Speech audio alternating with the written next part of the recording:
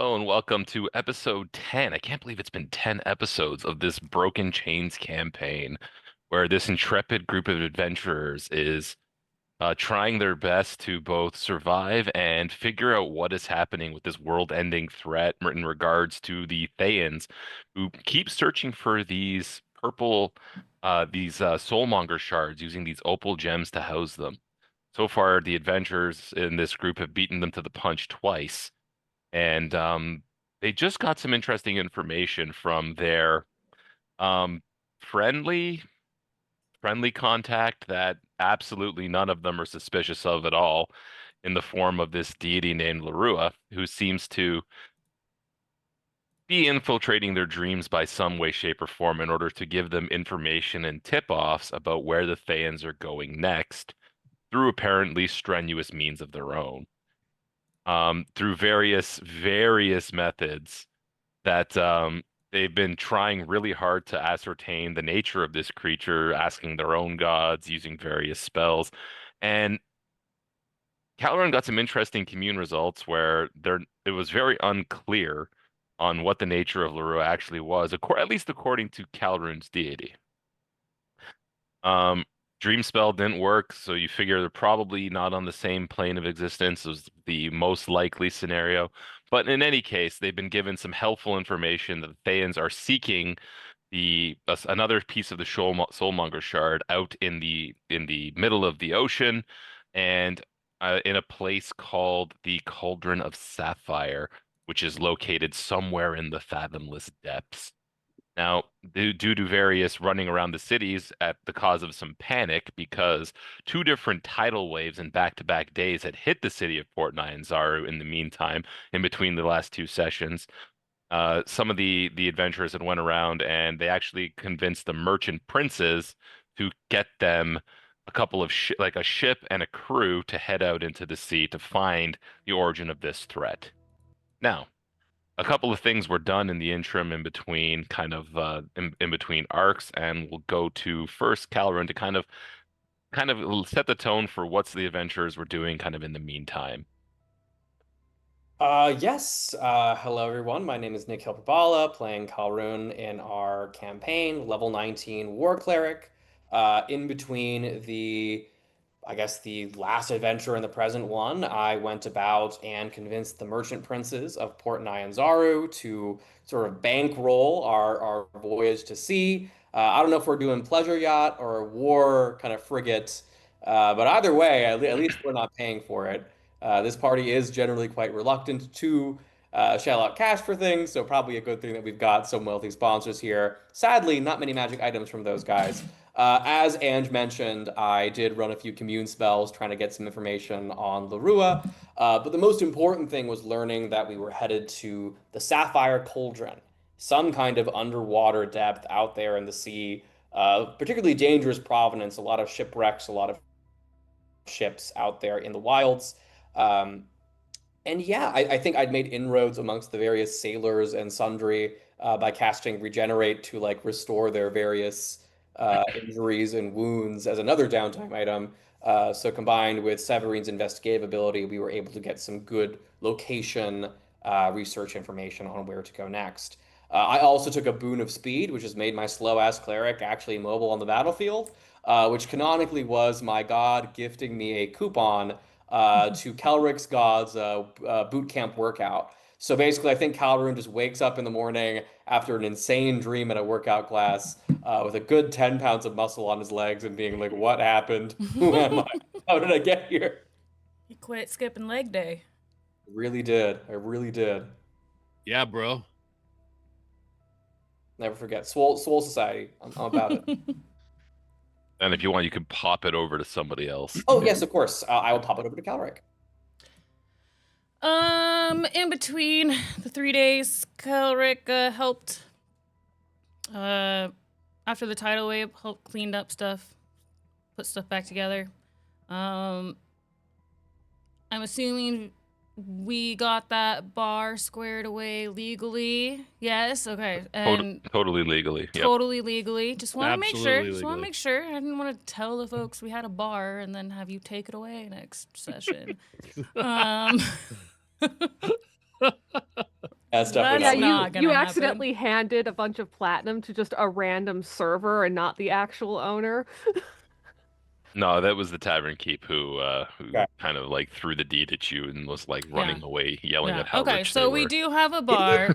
And You- we do have a bar and a deed. I guess I missed it whenever he dropped the deed on his way out.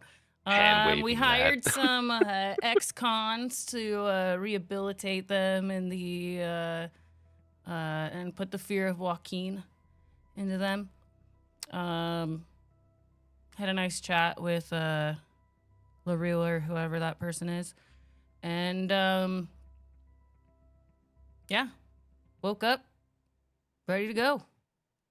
You left out the best part where Kellerick still has the fear of Joaquin in him and doesn't want to accidentally trust the wrong person lest Joaquin hit them with a shoe. Yes. That was funny. She likes to hit people with shoes. Spiritually. That's the holy slipper. Mm-hmm.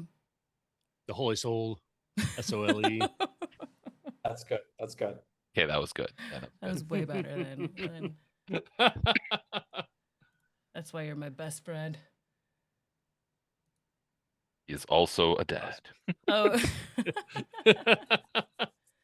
Navarik, I'm gonna bounce it over to you, pal. I mean, I think Kellerick and Navarre probably did all those things together. Yeah. Navarre is also, I think we established as the bouncer of this new bar. Definitely. Definitely had to kick out some people, whether it was, good reasons or not. If they looked at Navarre funny or they just gave Navarre a bad vibe, he would kick them out. And shit, my mind's going blank right now. Yeah, and Ange had me roll some D100s. I'm assuming that Yeah, what that's is going that to for? factor You have into no that. idea what that's for yet. I You have know. no idea what that's for yet. Don't worry about it. Just don't I worry I know. about it. Everyone's gonna like, die. "Oh my god, we're going to die." I'm like, this could be a good thing. Like, why is everybody just immediately thinking that this is a bad thing? Well, that it was just Navarre specifically was particularly concerning. It was like, oh, everyone roll a D100. No, this was like Navarre. Something's going down with you. 5D Just- 100s. That's how I'm much. sure everything will be fine. Absolutely. Why wouldn't it be fine? Joaquin's Sure. on our side. Exactly. I believe it.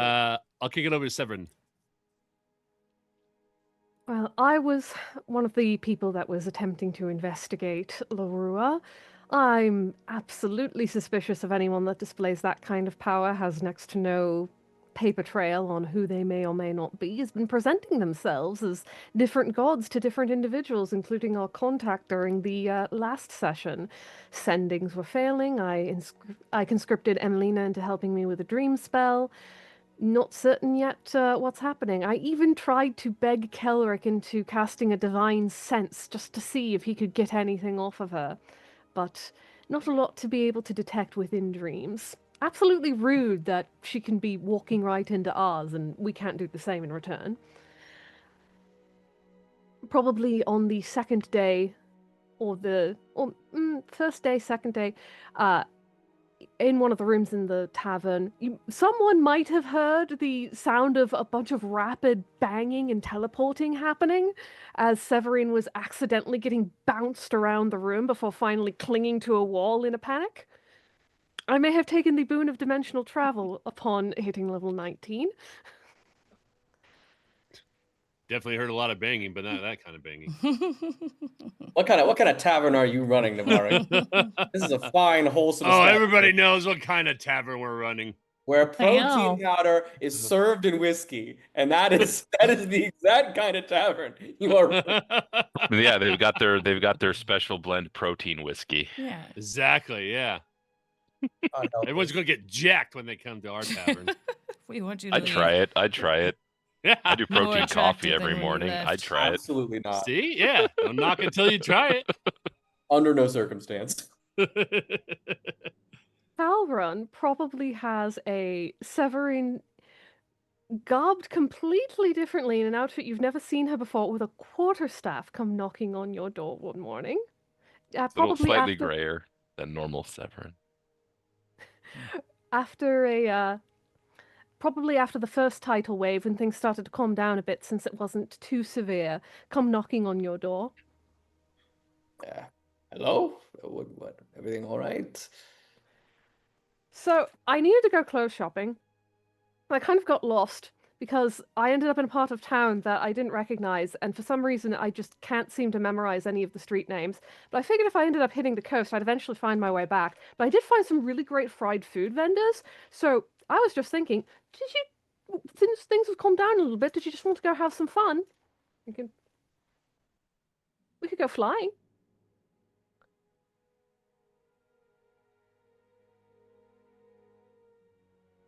I think he froze. Oh no. Yeah, Ah, scared him So- off. Or scared his internet connection into silence. So while this, we'll assume this flying clothes shopping experience has happened, we'll pop it over to Emelina to kind of round out the five.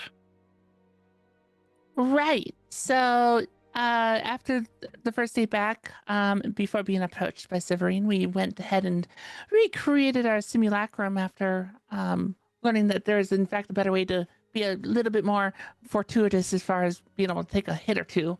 And then approached about potentially doing a dream spell, which involved learning how to do this dream spell and then helping induce it, just to find out that our target is in fact incredibly rude about allowing others into dreams, but has no problem about invading our own.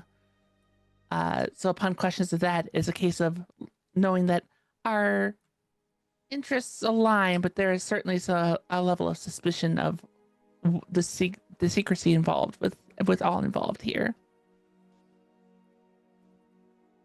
And that's it for me. I'm also trying out this new rope, so my simulacrum's got some fancy gear of her own as well. So between the two of us, we're probably gonna be hard to hit.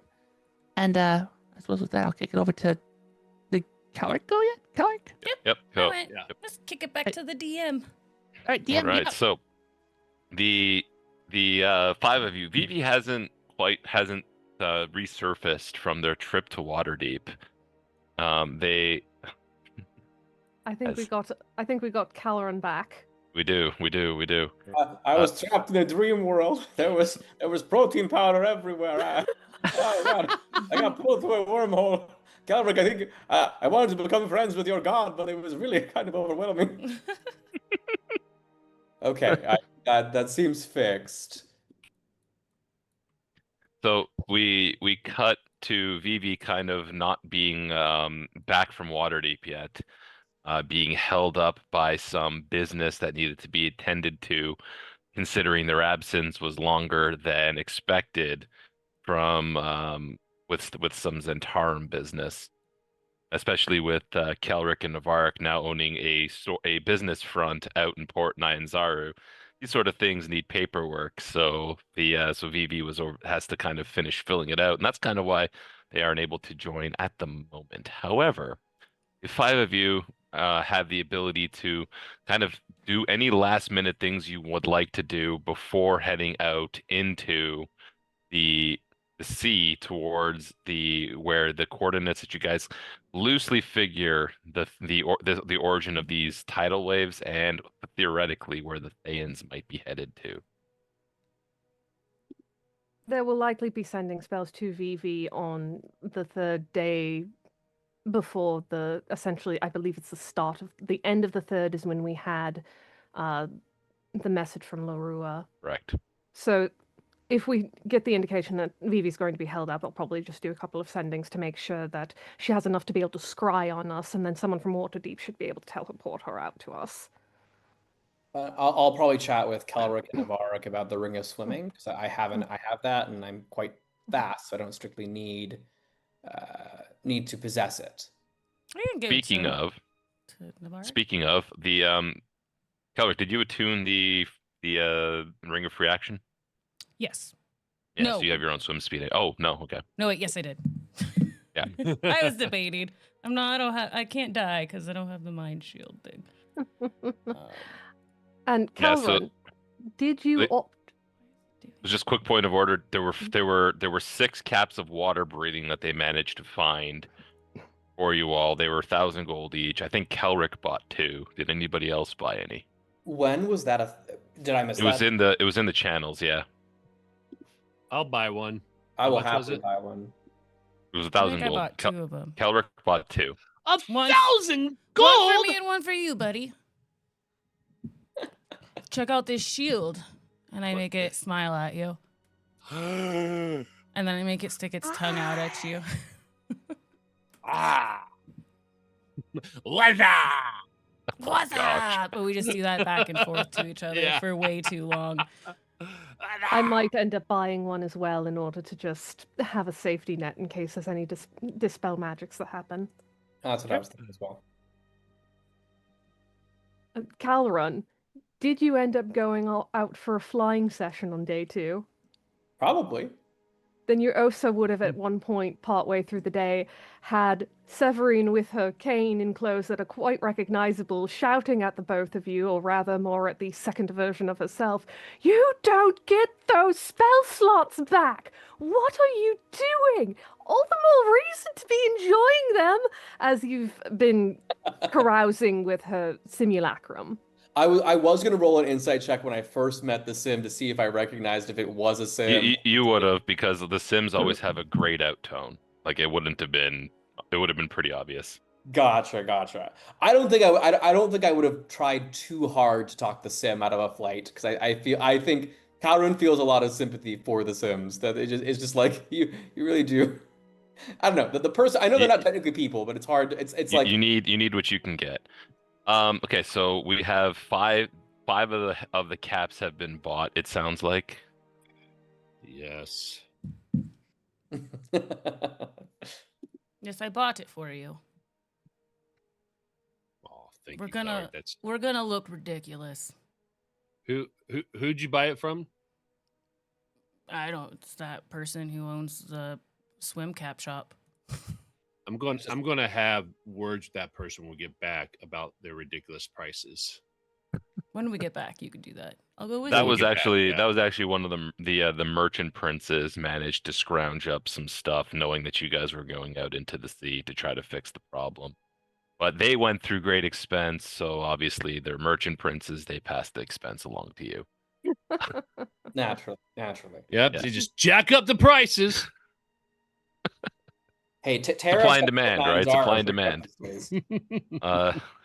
Yeah, so you at the docks there is a sailing ship waiting for the group of you. It is not a it has a it's outfitted, looks like it's outfitted to kind of repel any kind of trouble that you might see on the sea, but it's not specifically a warship in its own right. Sure.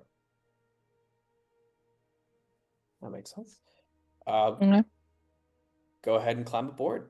Yeah, so you climb aboard the ship. It's got the Forlorn Folly painted on the side. There's a captain that is kind of like directing traffic and sees you all come aboard. It is a tiefling woman who kind of comes up to you and is like, "Are you the crew we're taking out into the sea?" That would be us. That's Yes. us. Any of you been on ships before? Any experience sailing? I've been on the water, but I would not say as a sailor. I was on a troop transport. What he said. More right, so just just, secondhand knowledge from growing up on the docks. Excellent. You guys are passengers. Just try to stay out of the crew's way as best you can. We'll get you to where you need to go. I heard there might be fighting. We're not exactly equipped for that, but I've heard that you guys can take care of yourselves. So we'll see what ends up happening when we get to that, if we get to that. And so we're ready to set sail? Mm-hmm. Or indeed. All right, perfect. So she starts yelling out kind of orders to kind of like, get ready to get out of dock and kind of float out a little bit before the sails can kind of pick up the breeze and then you guys can hit the sea proper. As that's happening, what are you guys doing while you're on the deck of the ship? You guys Honestly- probably just see Navark and I standing really close to each other. Absolutely at the front of the ship. I'm holding Navark. I'm the king of the world.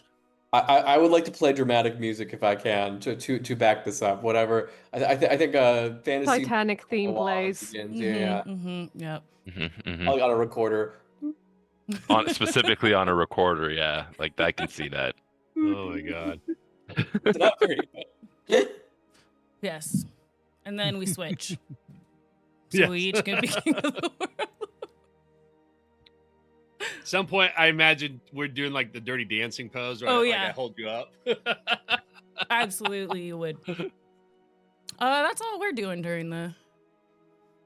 I think I will try to like keep watch on the overall surroundings. My perception check either in the crow's nest or just on the prow. All right, sounds good. Keeping watch. So the crow's nest has somebody who's up there, but I mean, you can pretty easily persuade them to take over for them. I think I'm probably quite a bit better at perceiving things than this random sailor. Yeah, I mean, they're not the worst at it, but they're Sure. also not the best at it. If I So. see Calvin climbing up toward the crow's nest, I'll lend him my eyes of the eagle. Oh, sure. Should help. If you wanted to come along, we could. I don't know, 2 eyes are better than 1, or 4 eyes, 6 eyes. If this. I mean, there's usually not a ton of room up in a crow's nest. You can kind of squeeze 2 people, but that'd be up to you. I mean, Cimarine will jump at the chance, but Severine is probably going to blush and make an excuse about how she should go below decks to talk to some of the crew about the area. Oh, that actually is a good idea. Yeah, the crew does seem experienced. It looks like they're not like a novice crew. Obviously they're not, high tier adventurers. They're very much a mundane crew, but they look competent. They Yeah. they quote unquote may survive a hit based on Using that parlance, based yeah. on the request of Calrun when he was looking to charter a ship.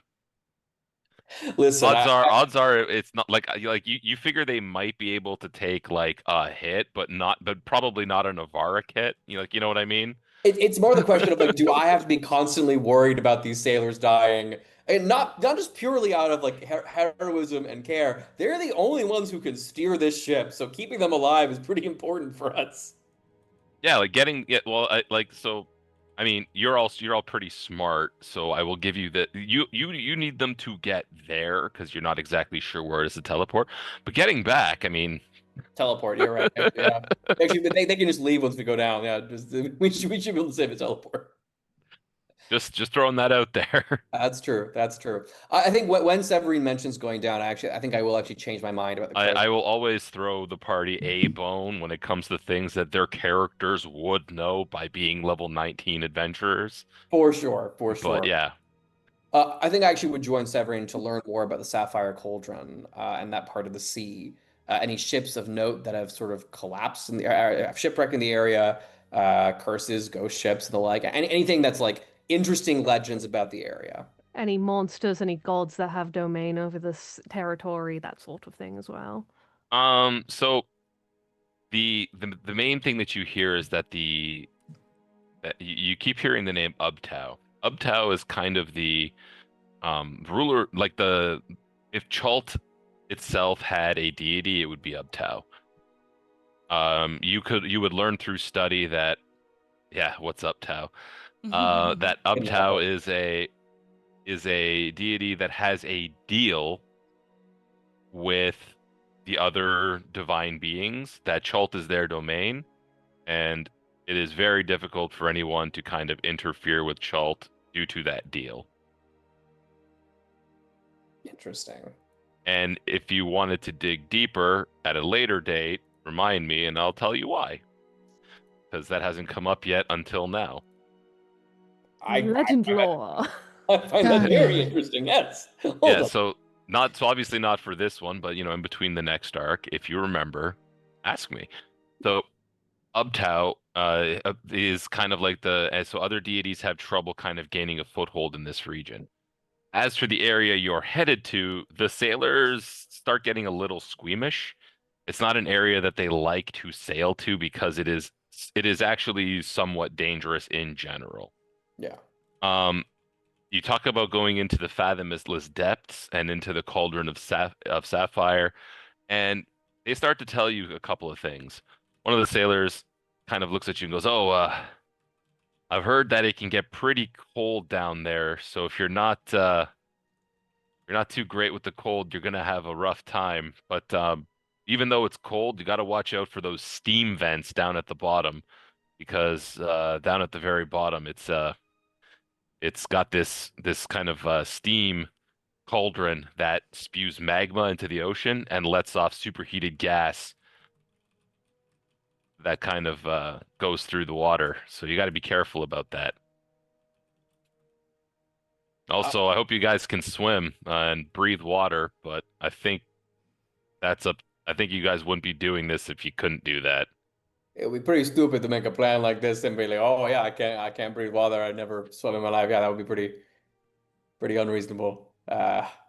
Cimmerian will ask Kelron, did you pack resistance to energy? And Severin's going to look annoyed that her simulacrum beat her to the punch on asking. Unfortunately, I mean, I have my fire shield, which should protect against either hot or cold, depending on we encounter. But I did not pack a protection from energy as part of my loadout in the morning. So, while that's happening, Emelina, what's Emelina doing while they're on the ship? Because everyone else has kind of been talking like kind of having some conversations. Honestly, I don't think she's doing a whole lot to be straightforward. Like, when she's told to stay out of the way of the crew, she's opted to do exactly what she was told. So upon getting aboard, her simulator just below deck, sparring, Yeah. sparring.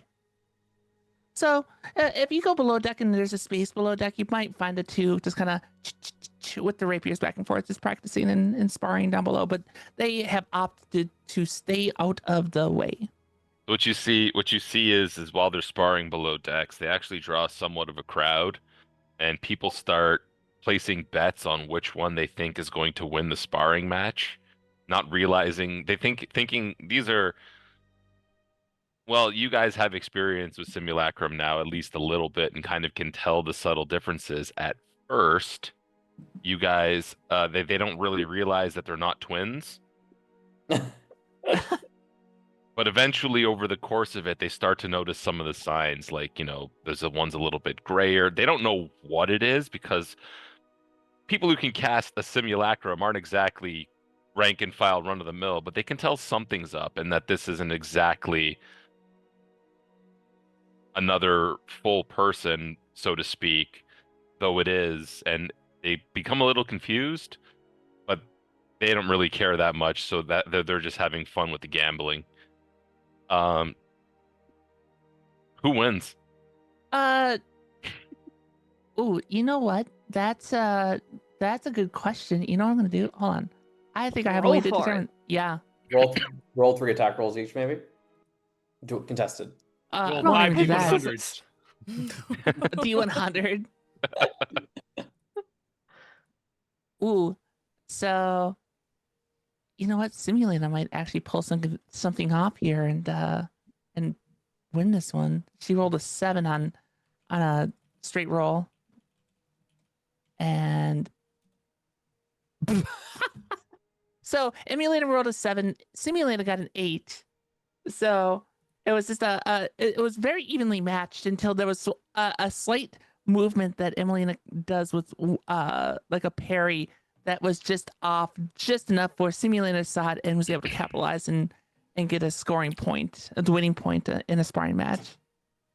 and you hear that there's like cheers among the some of the sailors as you know coins start changing hands. None of them were betting huge amounts of coin. They're mostly betting silvers and coppers, but you know, still none the like you know you could, the exchange of money below deck is quite interesting Would as a Navarek have dynamic. heard that there was gambling? Um, make a perception check. At This is me? advantage for the sound of coins leaving. Yes. I mean, I already have advantage, but we're going to say that's why. Sure. Pelric's divine sense can be used to identify any commercial or gambling activity within. Within a certain range, yeah. It's going to be 18. 18, yeah. So it takes a little bit into it, but as the crowd starts to ramp up as the contest keeps going on, you definitely hear the signs of people cheering on a contest, and you can only assume that there's gambling happening. I just march. I start doing a hustle to try to find out where's all the gambling going? Yeah, Where are the other drugs going? you head below decks and you do see like the last bit of the fight between Emelina and Simulina. With no time to bet on it yourself. I'll bet on myself next time. I bet you could take both of them. At the same time, yes. It's totally not a Pete Rose in baseball moment.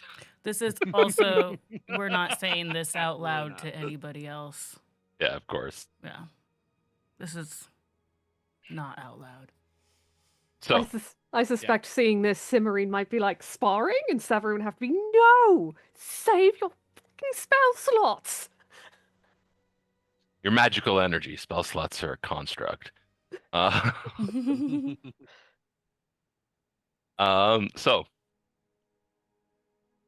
the voyage to the where this rift is that you've been kind of told about is not too far. It takes about 6-ish hours.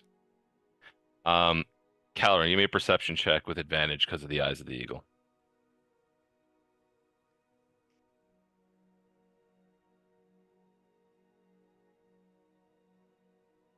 If you are speaking, Nikhil, cannot hear you. Hello. There we There go. we go. Perfect. Okay, sorry. These headphones are very jank. There's a broken part on the top that for sure could stab somebody. So I will get new ones at some point. I got a 30 on the perception check.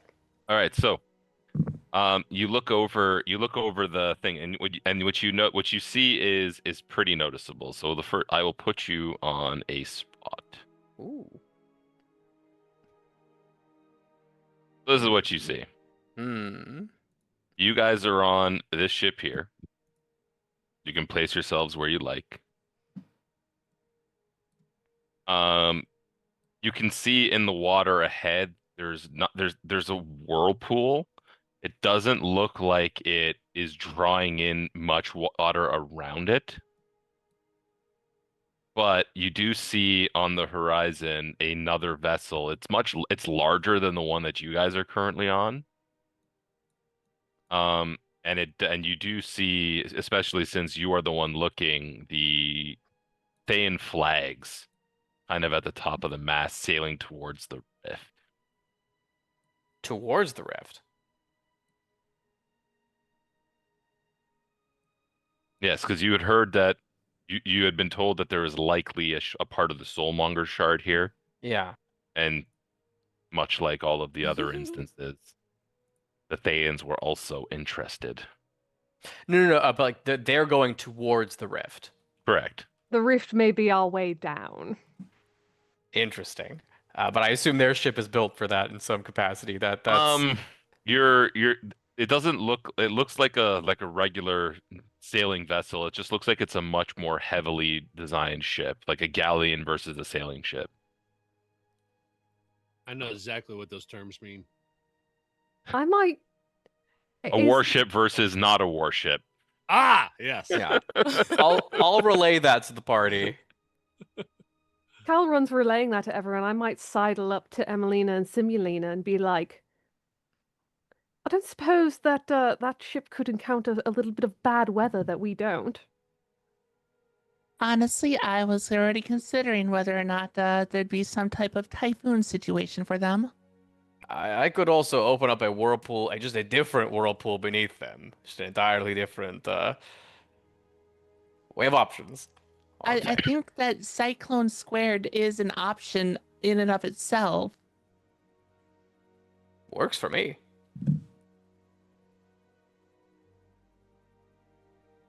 Someone might Well- want to tell our current ship to stay back, and we should probably handle this ourselves, as they don't look equipped to be dealing with a warship.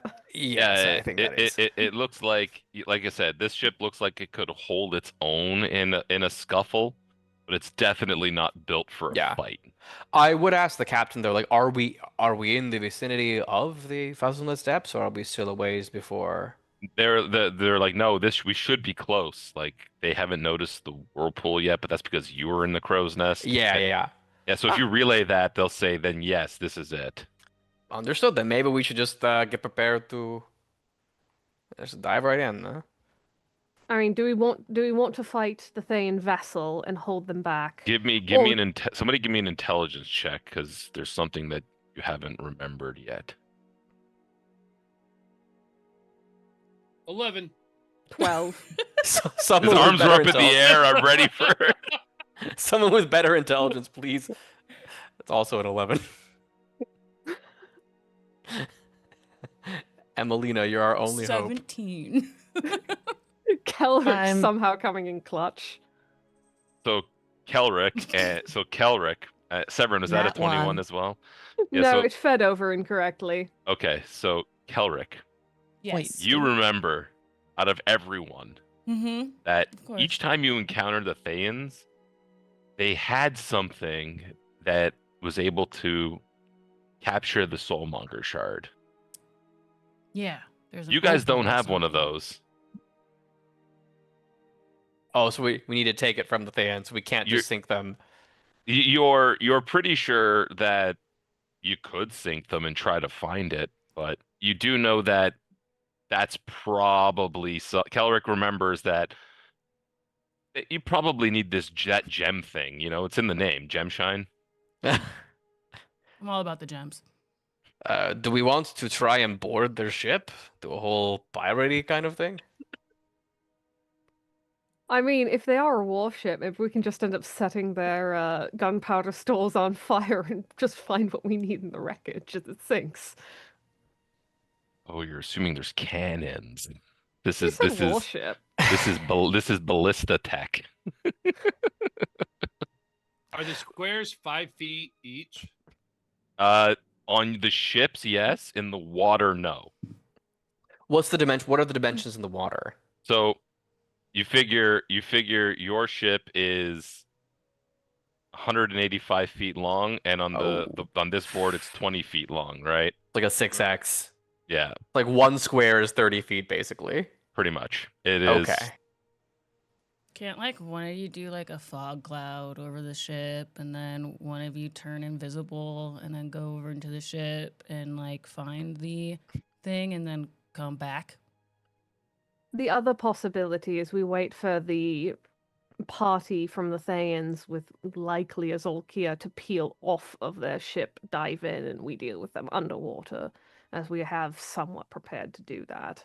That might be the best. Not prepared to fight underwater. Don't you have abilities? Your ring lets you. Freedom of movement. It lets them like they wouldn't. Their Mhm. speed wouldn't be hindered. Yeah, I'll But sink. the ring doesn't give them a swim speed. They can move in the water, Gotcha. and I'm assuming you guys have put your thinking caps on for the most part. Did anybody Mostly. not get one of those? A thinking cap? No, Water the breathing cap of water cap. breathing. Yeah, I got that. When we were all taking it, I think it was an assumption that everyone got there. Yeah, okay, so everyone got a water breathing cap. Just making sure. But if It you're was the like, You're there's also- a you're- cap there's of also- water breathing and a cap of thinking, like I can't wear 2 caps at once. I You can't can. It's just think. not great. One forward, one backwards. You also forgetting one key factor is that you were assuming that the Thayans hadn't noticed you, Mhm. I and mean, you can see that they're moving on an intercept course. oh, on our ship? Yeah. That's a bold move on their part. Let's see how it works out for them. Yeah.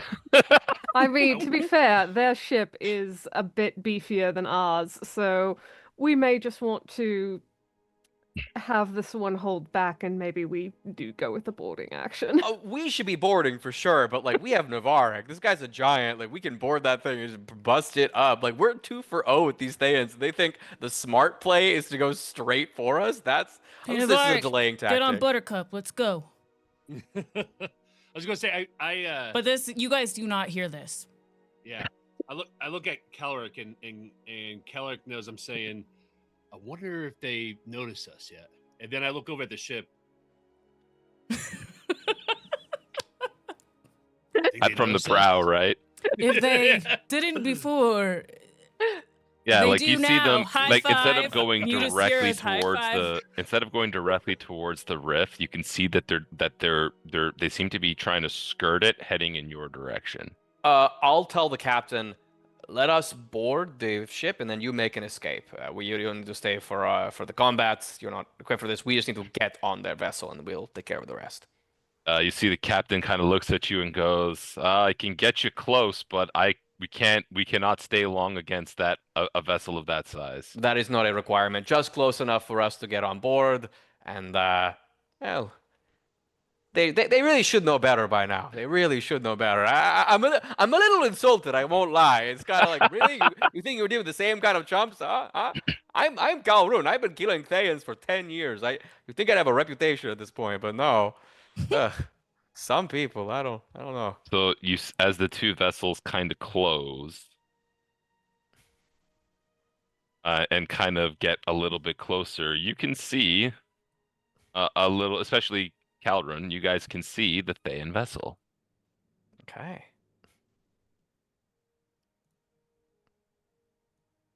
How many feet are the squares over here? So 6 times that. So that's going to be like 400 feet. Okay. Nazulkir is already on board for us. Amazing, amazing.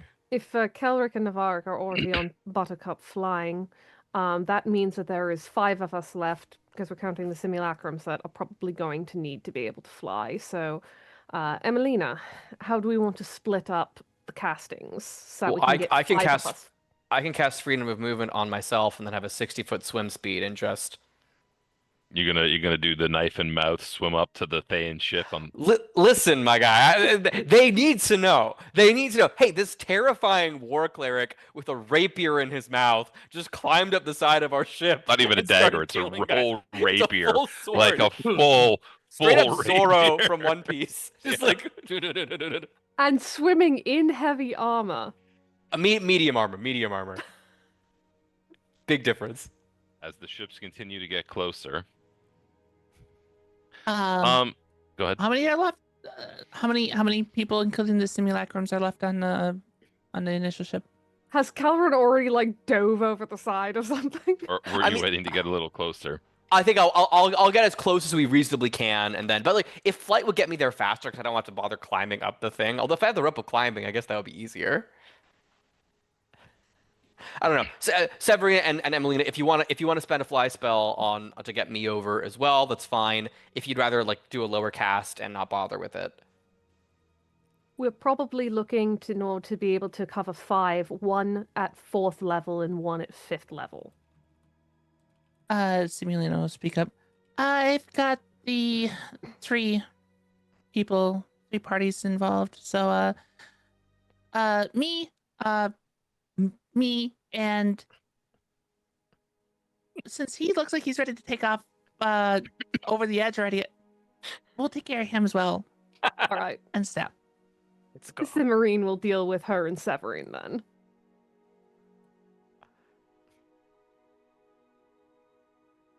Okay. Although- You let me know when you are going to decide to jump ship, as the two ships continue to approach. It looks like the Thans are getting ready to fight. You see them loading. You see some of the guys loading ballistas. Others kind of get to the side of the deck where they feel like you guys would be able to. Some of them. They looks like there's Azulk here, but it does look like there's other spellcasters with them, as well as a bunch of more of some of the heavily armored Thans that you had fought previously as well. Gotcha. Would I'm gonna we go. would we know Yes. enough about the weaponry to know at what range we are going to be within striking distance of them if we need to protect the ship? They're ballista. You know that optimal range is 150 feet. Long range is 600 feet, but it's at disadvantage, so it's harder to hit. So you think that they're kind of holding, waiting to get closer before Yeah. that they start to fire. I might advise then that we jump at about 200 in order to give our ship time to actually start turning around. Yeah, I think it's interesting. Also, I mean, swimming would be good because if they can't see you in the water versus seeing you in the sky, kind of thinking of the angles on that, but also getting a ballista. With that consideration, Emilina is also looking at it and trying to determine if there's anything about the ship itself and its build that is magical, and will use detect magic on that. So Detect Magic is only 30 feet, but from this range, it So- doesn't look like it looks like a Oh, pretty standard warship. I'm thinking Okay. we fly, but go underwater while flying with our caps of water breathing to get some kind of cover from the ballistae, and then volt up at the end to like land on the ships. Okay. That's my take. Um, I'm gonna go ahead and prep some of my channel divinities. Like I'll have my armor class increase. Okay. So who's doing what as you guys get closer? It looks like you got about 15, 16, like about 3 more like rounds, so like 18 seconds before you're in the range that you had specified. if there's a 150-foot range for the ballista, as soon as we are 150 feet away, Navarek and Kelrick will jump on Buttercup, who will dash and then face step to the ship. Okay. And we'll both jump up and then like look up with our weapons as music comes so- on in the background. As you guys get to that 150-foot mark, as you start flying with Buttercup, you see something strange. The Zolkir starts running towards the side of the ship, Ah, fuck. and you see the Zolkir jumps into the air off the side of the ship, and as they do, you see that their form shifts. Oh no.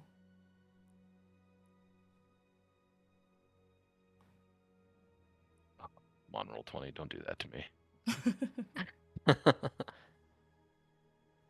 We give them no quarter. As Oh, you see shit. that the Zolkir transforms himself into this very large, very angry-looking red dragon. Okay, did Fun. we make it to the ship though? You were kind of like in the air as this dragon started coming to intercept you. How does So- it transform can into I a dragon? So if I'm using my action to dash That's what Zolkir is.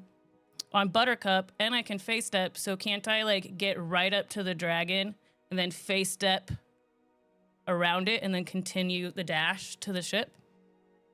Yeah, you could bypass the dragon and face step to the ship instead if you wanted, yeah.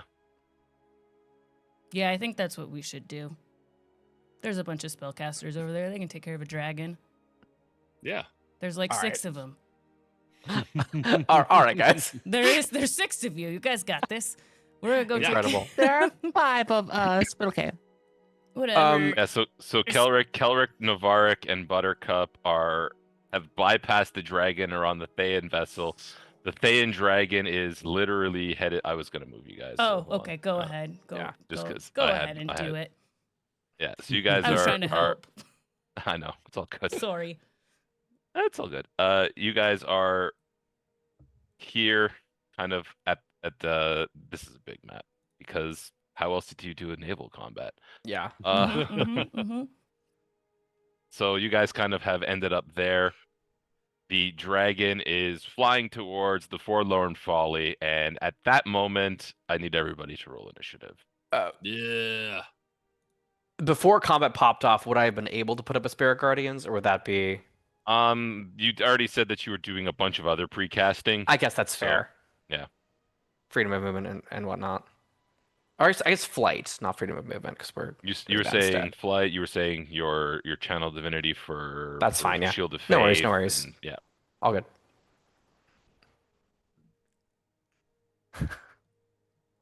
Doing That's so a good third. on initiative. That's a 3 on my initiative. Same here. I have advantage on initiative, and I still rolled 3 on both of them. Bro. Seriously? Yeah. Damn. Oh, Wow. good. The dragon's going first. Oh, good. Lovely. Ange, would I happen to know that this, like, the dragon now counts as a monster, or is this still the Zulkir, or?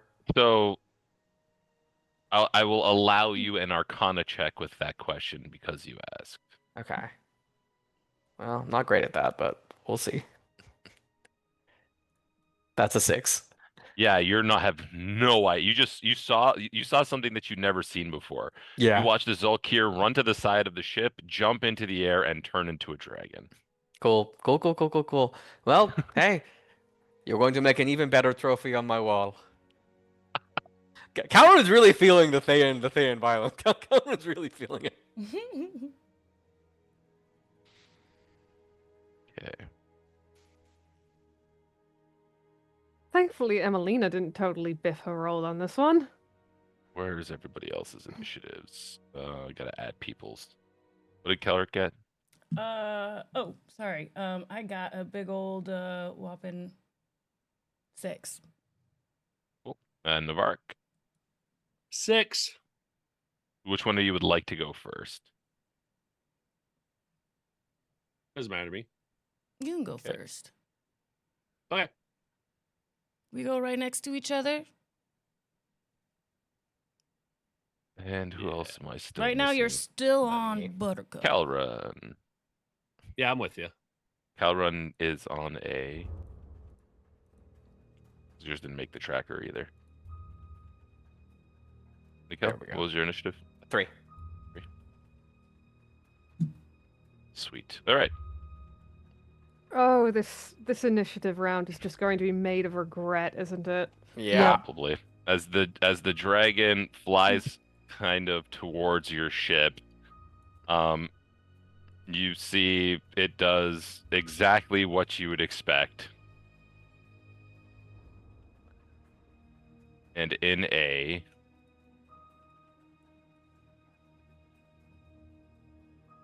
60-foot cone, need everybody in this box to make me a dexterity saving throw. Let's see. That's a 6. Well, let's do real dice because I can do both at the same time then. That is 21 for Severine, and that is 19 for Cimmerine. Okay. Severin passes, Cimmerian fails. Emilina got 23. Simulina passes. got 18. Cimelina fails. For 50 fire damage or 25 if you pass. Barring any reductions. Did not put those up. Did not think that was going to be a whole thing.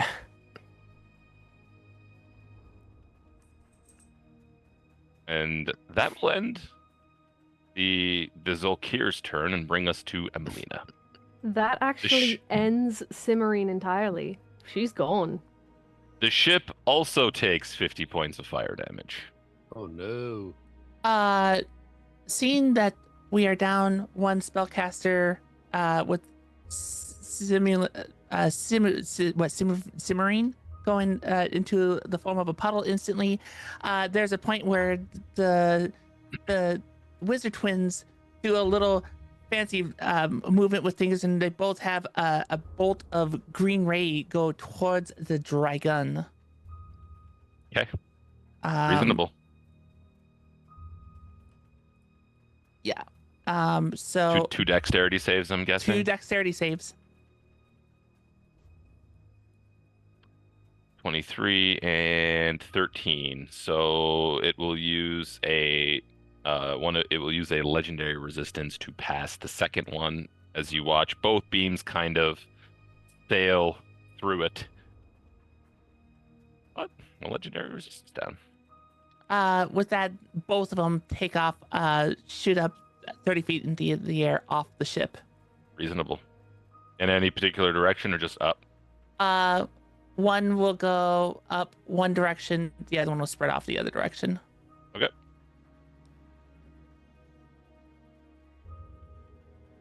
And that'll be it for their turn. Kelric and Navaric, they're these two kind of guys that see you approaching their ship. Mhm. The lesser Thayan mages look over at the two of you. Okay, there it is. And they both just start blasting as best they can, trying to deal with this threat as it's approaching. One of them is firing 3 bursts at Navaric, the other is firing 3 bursts at Kelric. 25 to hit Navaric. Yep. Natural 1, first one of the night. And then an 18, I believe, will miss. Correct. So 1 hit for 16 points of force damage. Kelric, critical hit Okay. Oh for no. 30 points of force damage. And then 19 misses and 8 misses. Mm-hmm. That ends both of their turns as they kind of spread out as best they can. Seeing the two of you do the counterboarding as we go to Severin. Probably pick up the wet clothes of her simulacrum. Just have a moment of, for fuck's sake. And I will blow my wish right here to recast her right into her bloody outfit.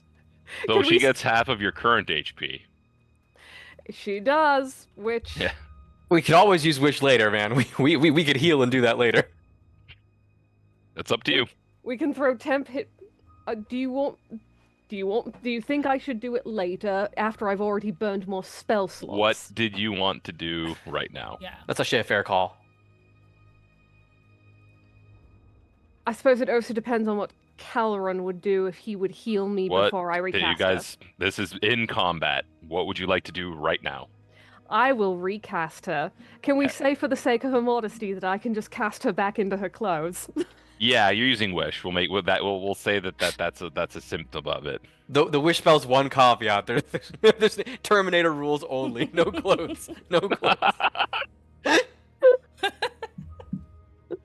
Just holding the front of this sopping wet jacket. And Yeah, like, you like hold this, like you see Severin picks up the stuff, holds it up, casts wish, forms into the clothing. You're not done yet. How much HP does current Zimmerine have? So she would be half of 72. Let's make sure that my brain isn't 36. completely 36. crapping out. Cimmerine should hide. Cimmerine should not be on deck right now. Cimmerine should be casting buff spells and just supporting. Do So- I get an immediate action with her? Correct, because it's a simulacrum and they act on your turn. All right. Given that it looks like Calron is actually at the stairs for below deck, she'll head toward him. Okay. And will cast Mage Armor on herself. Also, unfortunately, one of the crew members bit it at that checks dragon out. breath as well. All right, so, and then anything else from Severin?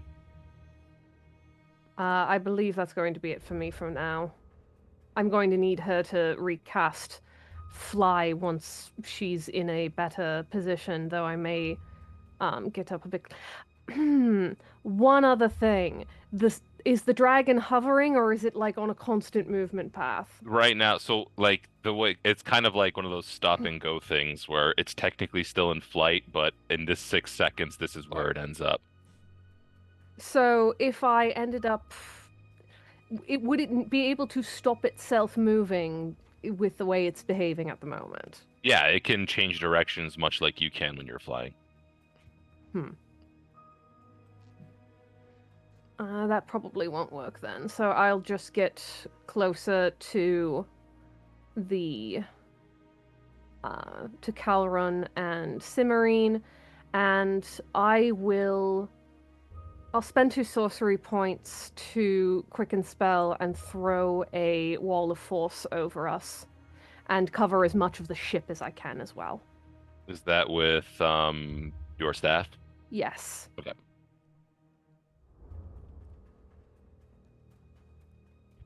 Are you putting a vertical wall or are you putting a dome kind of above some of you?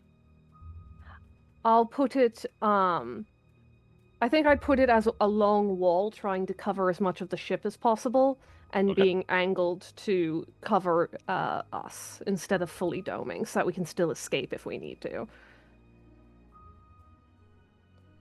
There are.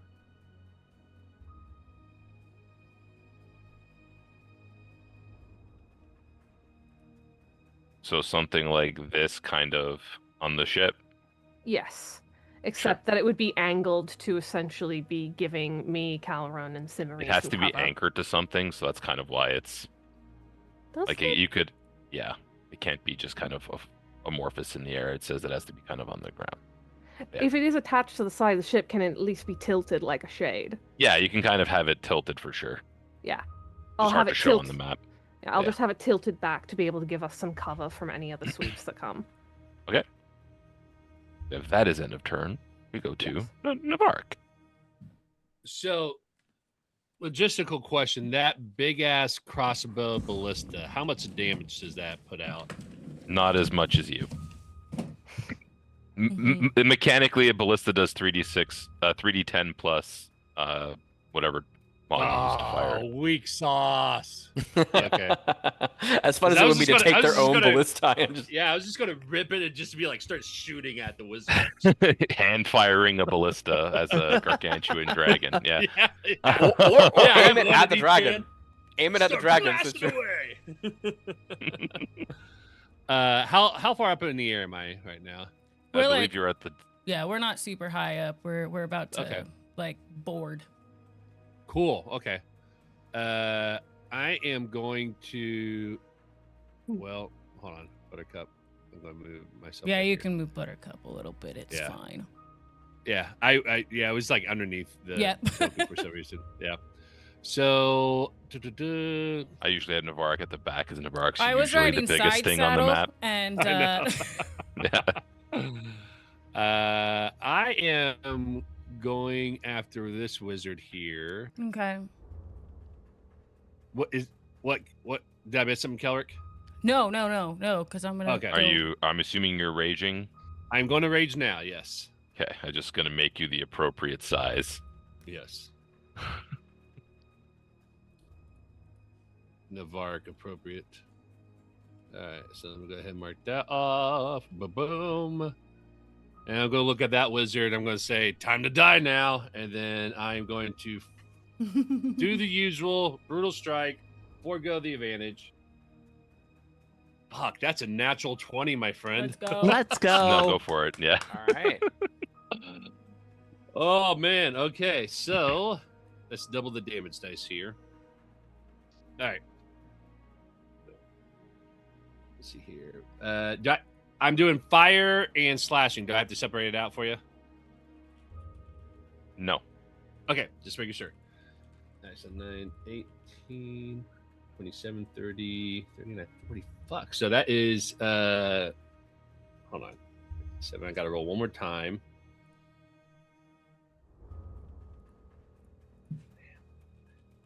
Eight,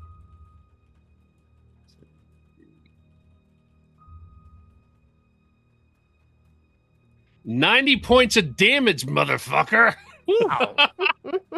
So everybody on the ship Let's looks go. around as Navarek walks, like basically says, "You're gonna die now," and then cuts this mage in half. Okay, I just gotta say, every time I do brutal strike and land it, I don't get to do my special abilities because I keep killing people. Yeah. Yeah. Oh, what a problem. Oh, no! Poor baby. Exactly. It is a problem. Let's see Stop here. attacking the weak ones, then, Navarek. Yeah, apparently. All you fuckers keep dying too fast. Exactly. I got you for 3 minutes. All right, and then I'm going to go after the other mage. Let's see here. I'm gonna stomp Calm past down, this, Bone over this Sog. other guy. Yeah. Yeah. Excuse me.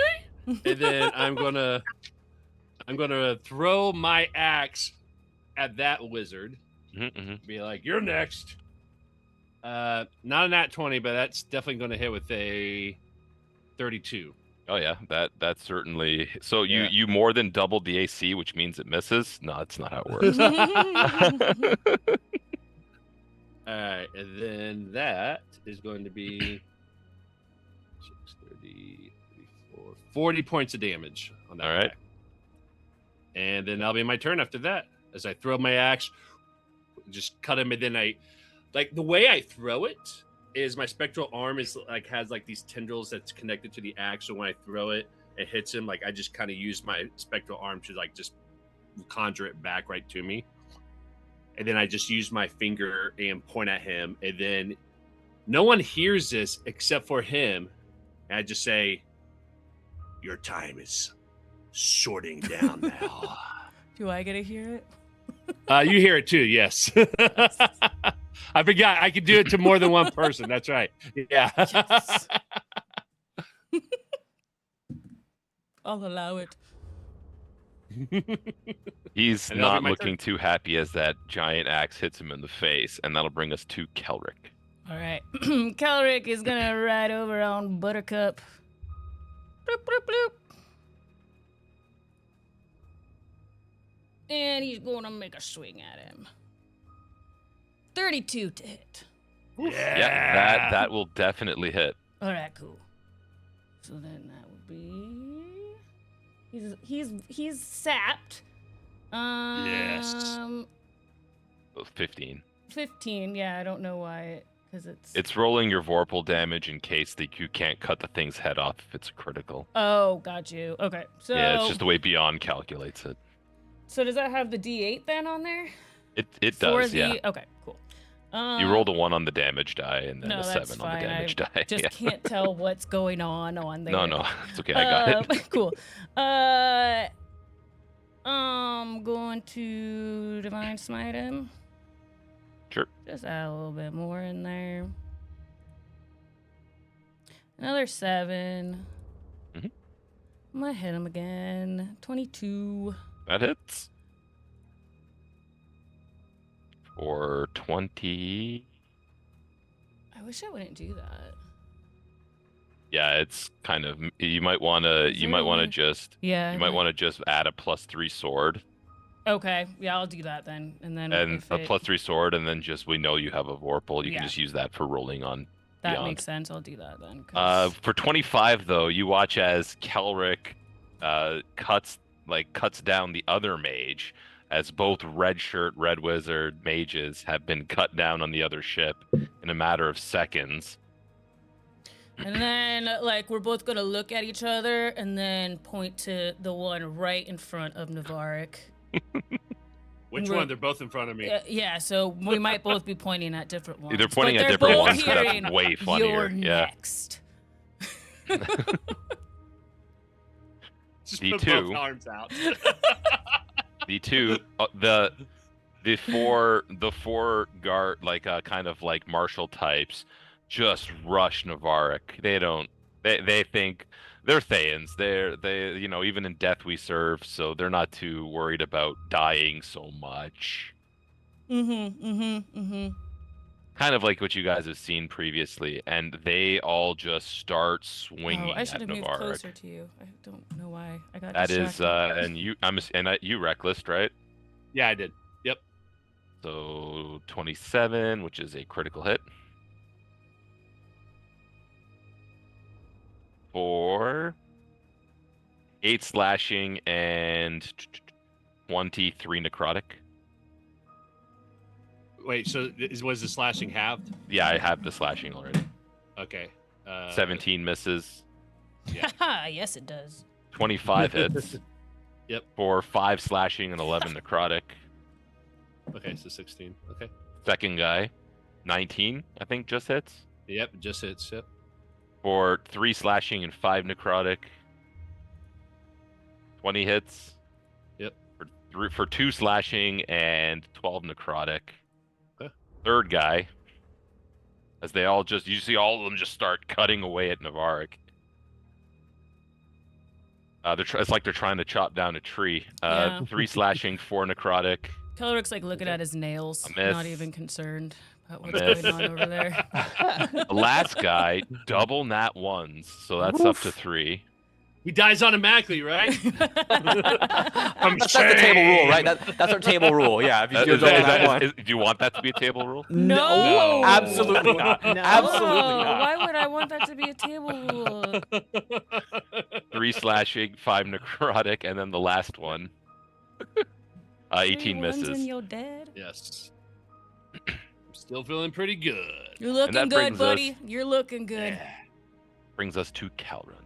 Okay, I'm gonna turn to Cimarine and be like, okay, I probably should have done this before we started out, and I'll cast Death Ward on the Sim. Burning 1 4th level.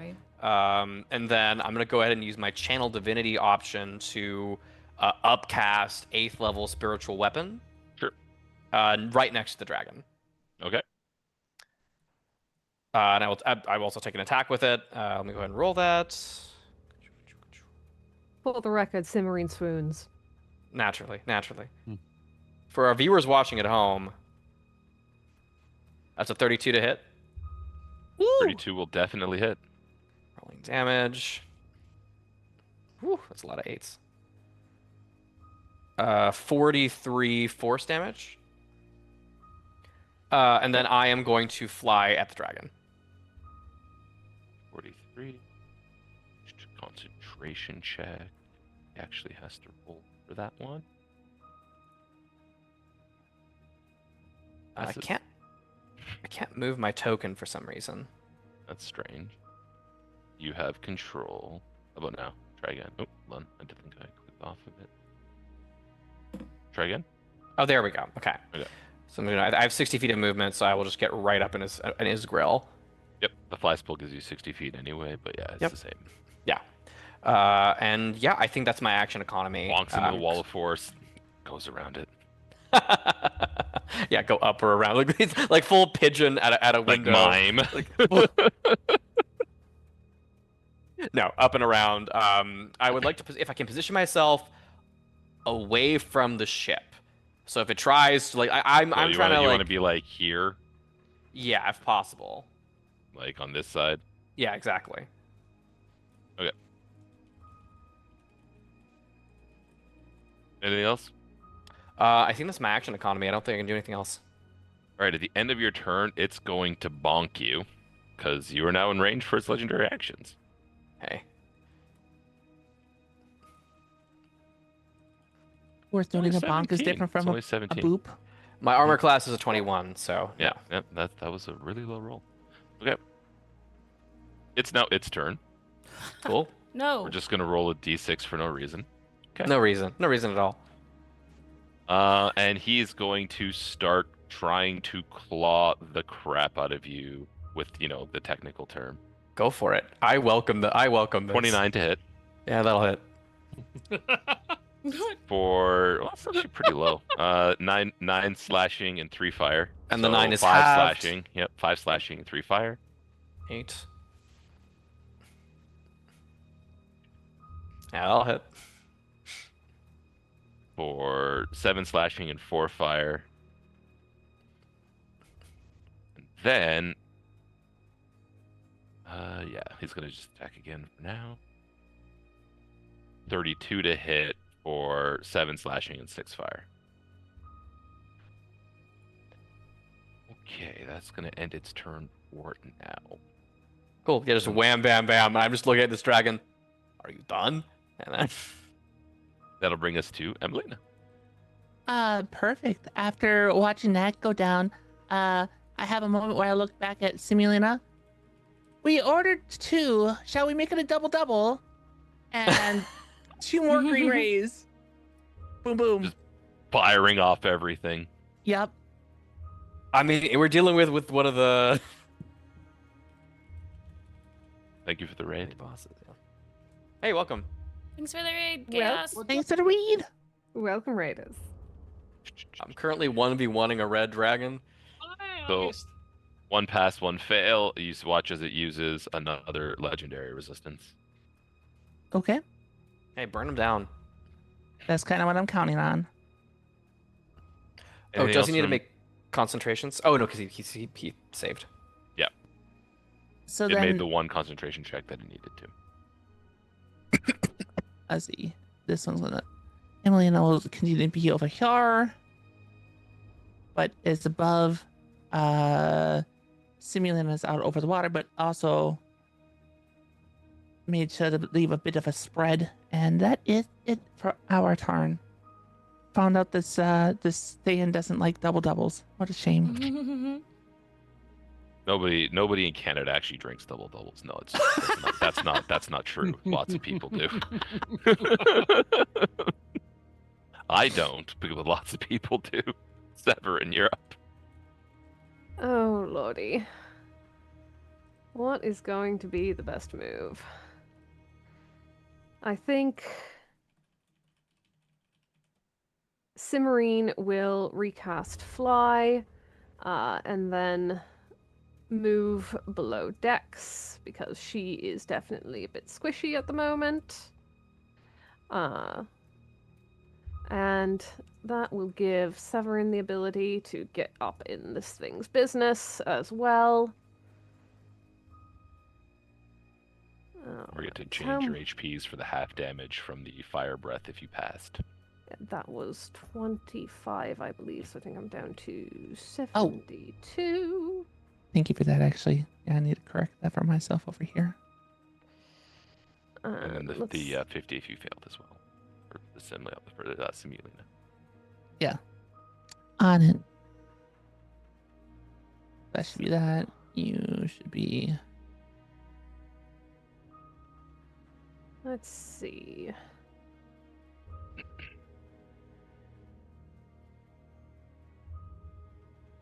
I think I will get up just high enough to be able to get around the wall of force, actually get a look at it. And you said this is a red dragon? Yep. I think I'm going to huck an Otaluk's freezing sphere at it. Okay. All right. And I will also spend a sorcery point on as my bonus action. I'm going to do my innate sorcery in order to up my spell save DC. I'm going to spend a sorcery point on careful spell to make sure that I don't affect Calrun. Just check. I was gonna assume that was happening. And I can do. I will also do. Thank you for the Let's raid as well. see. Poisoned apple. Hey, Welcome, welcome. Apple. Thanks for the Welcome. raid. And Archmage has just turned into a red dragon, and we're in melee. I'm a cleric, and I'm in melee with the red dragon. You might be wondering how I got here. Record scratch. I will also spend another 2 on heightened spell to give it disadvantage against the save. Okay. So that will be for Otaluk's freezing sphere. I'm going to huck that at it, and I believe It'll fail that save. Will it use a? Will it be using any of its legendary resistances? Not on this spell. All right. Since some of our rolls are going wonky, I'm just going to grab some of my dice for that, as far as beyond 20 is concerned. It's going to be... The zombie horde is appropriate because the group is currently fighting Thayans, and Thayans are usually known for bringing hordes of zombies into things. That will be 10d6. Ooh, that is good. That'll be 10, 20,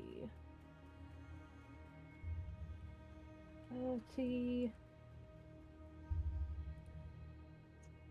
44. And that 44? will, Okay. yeah, 44 cold damage. And let me see, is there any other effects? Constitution save out for half. Is it close enough to the water that it could be frozen into it? Or It is is it above the water. well above it? Yeah, it was flying to kind of strafe your ship with fire. Alright. Someone in channel is asking if No. No, we don't have that ability, sorry. No. Actually, I was about to try something else with that though. Um,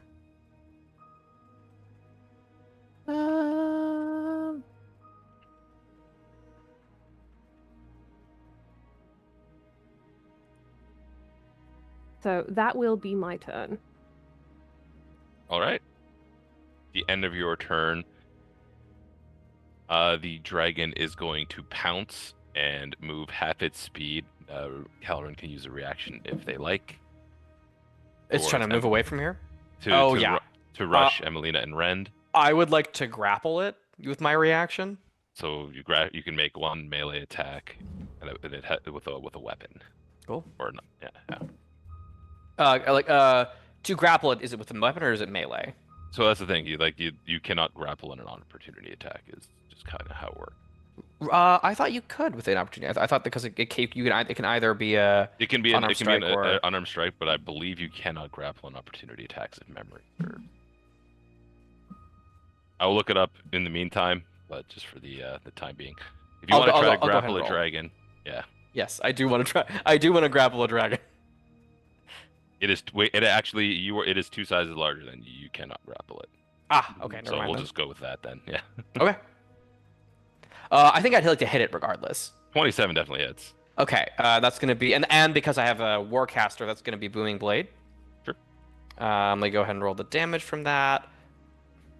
Does the spiritual weapon get an attack of It opportunity or does no? not. It does not. Hold on, I need to look at the damage output closely here. So it takes. Well, it moves, so it takes all of that. and Yeah, it's going to take all. It takes all 58 of this. I don't think it added my Blessed Strike. It definitely did not. Okay, so I'm gonna go ahead and roll 2d8. It learned a thing. Ah, dang. I rolled min damage, so it takes 60 points of damage on this. Does it have to make a concentration check? It absolutely does. Okay, hopefully. And you see it uses its last legendary resistance to Damn it. maintain concentration. Ah, damn it. That's why it didn't use it on the other one. Yeah. Well, I tried, Emelina. I wanted to be known. I really did try. that's fine. Because if for those of you who didn't know, if you have a spellcaster that is in true polymorph, you can use a legendary resistance from the creature to Why doesn't maintain somebody concentration. polymorph me? You want to be a dragon? Do you I want to wanna be be a And then dragon. after all that, the 17 on the legendary action misses, Oof, all right. and that'll bring us to Navark. In his favorite terrain, surrounded by combatants. So I was just looking up that rule for opportunity attack. It actually doesn't say that it can't be grappled. It just says See, with a it weapon used or to. unarmed It strike. used to say you couldn't. I wasn't sure if that made it into the new one or not. Okay. Yeah. That's interesting. That's It good to is. know. It is. All right. Well, Navark is just going to go from his 9 o'clock and make his way around, basically. Can you So, tell time? yeah. Sorry, I don't have a witty one for that. It's just, yep, that's correct. I know that. I know that about me. I wasn't expecting that, so I did not have anything prepared for that. This is giving you shit. That's going to be a 28 to hit. That'll hit. Awesome. And let's see here. Let me roll damage first before I see if I can put any sort of condition on this guy, because I'll probably just kill him again. I suppose the comeback could be, what does time have to do with it? It's all about battlefield positioning. 35 points of damage. Let's go. Yeah, he's still up. Still up? Okay. In that case, what I am going to do is...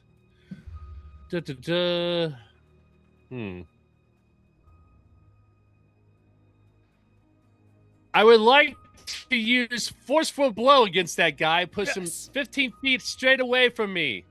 Into the water. Into the water. You watch as he goes and hits the side of the ship. Oh. There's a I rail. know. Next time I'm gonna go golfing with that guy.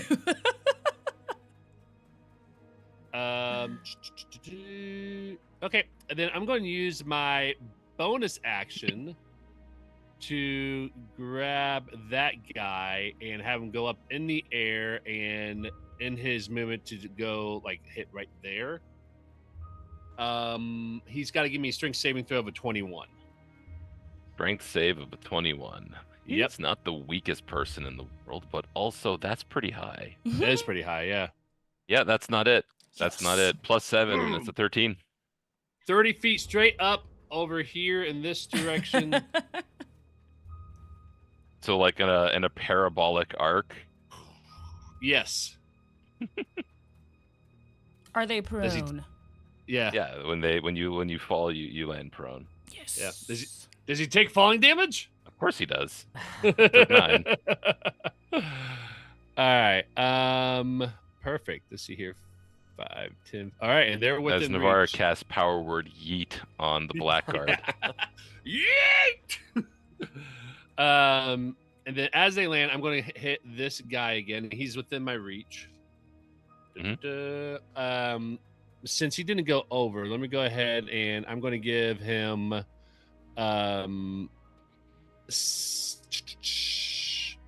Sundering Blow, which means the next attack roll made by another creature against that guy is a +5 bonus. Sure. Okay, so I'm going to hit that guy. 29 to hit. Yeah, that'll definitely hit. Yep. And Which you're hitting the guy who's upright or a prone? this guy right here. Okay. So not the one that's prone right now. Yeah. So all right. Yeah, that's All right. definitely still hits. But I am going to do the cleave property. Fun fact about prone targets in reach: you have disadvantage on the swing. I know, because that's dumb. I agree, but that's Yeah. how Yeah. it goes. I don't think they were taking into consideration reach when they were making that rule, right? Or maybe they did. I don't know. 43 points of damage on that guy. So it's a Is he good thing dead? you put that mighty impel on him, because Yep. Let's go. or a sundering blow. Sorry. No, yeah, I know. Just in case. All right, so that'll be a straight roll against that guy. Yeah. It's still going to be 27 to hit. Oh yeah. And then this is a straight dice roll. 6, 8, 9, 11 points of damage. All right. Sounds good. And that'll be my turn. Is it Calric. this guy? This guy's prone? Yeah, this guy over Yeah. here is prone. All right. I- Flying over. I didn't mean to roll a dice. Sorry about that. That was a misclick. I'm going to attack this Unacceptable. prone guy. Let's go. A 21 to hit. Definitely hits.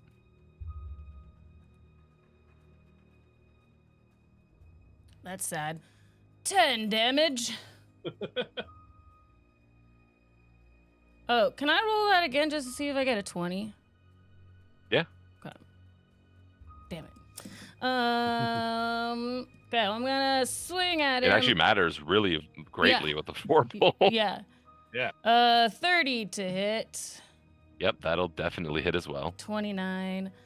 So that's another 14, and I'll add a smite to it.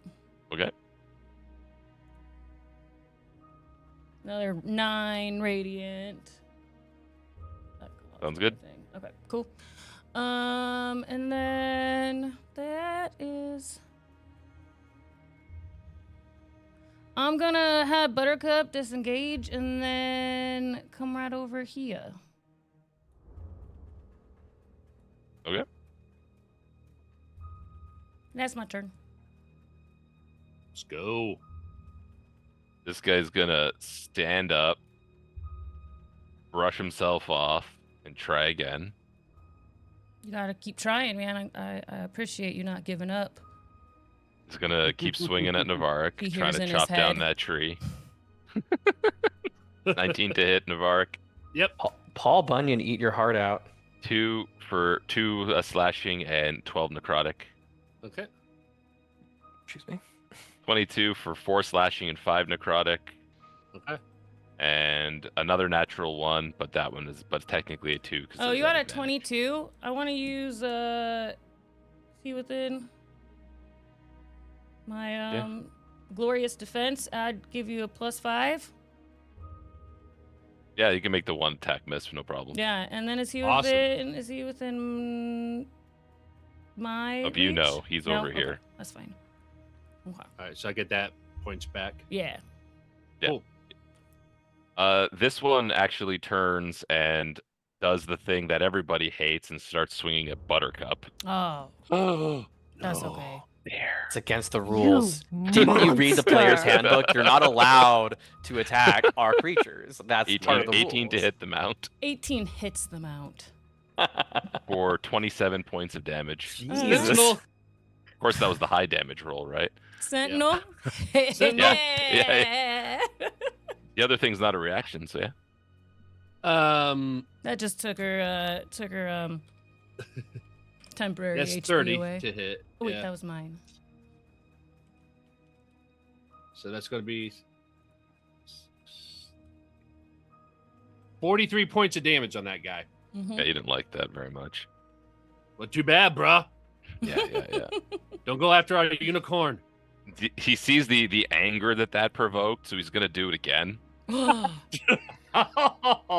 You're a 24 to monster, hit. Ange.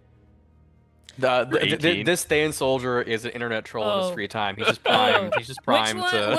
to They're not surviving next round. It's the same guy. It's the so same that's- guy. one guy.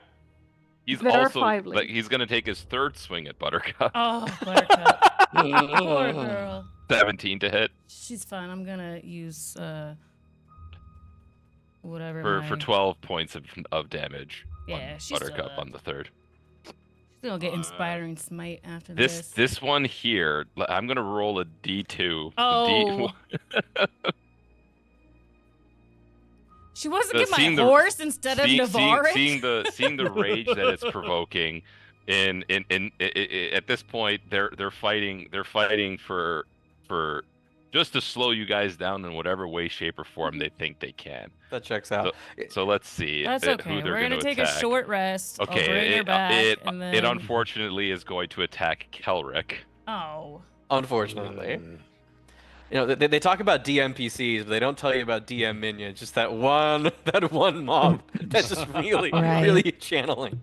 One hit only, Okay. 25 to hit, Okay. or 9 slashing and 15 necrotic.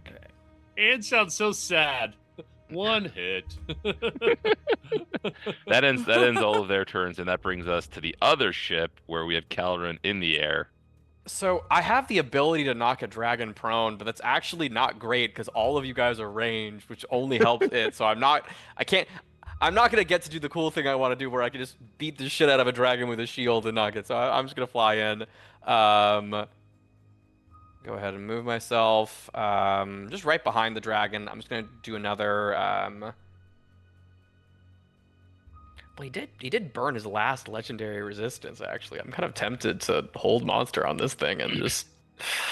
Yeah, actually, maybe I should just do that. Screw it. Like, forget stabbing him. Just try to. Well, I don't know. Could try to. Why not both? We're not Also, over the there. bonus We're action not over there stab. to melee hit him. You're right. You're right. I do have that bonus action situation. It doesn't. I don't get the cantrip, but it's still good damage. Yeah, I'm just gonna go. I'm gonna go ahead. Well, first I'll hold monster from where I'm pointing. I'll try to hold monster on the dragon. It's a DC Okay. 22 Wisdom save.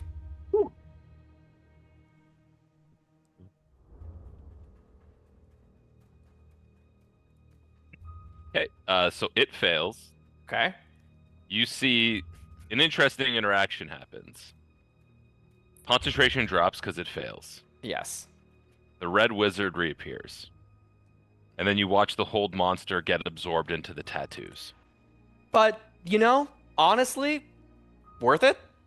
Still a victory. I think that's still a win for us.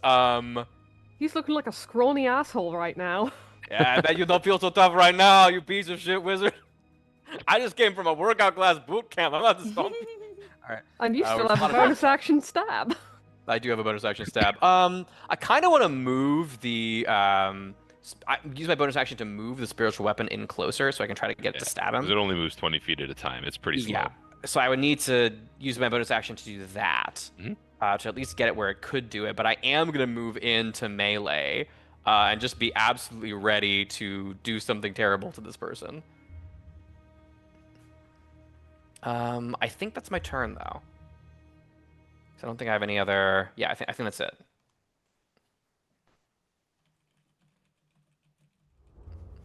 He's probably gonna miss his step, but Okay. Now it goes to his turn.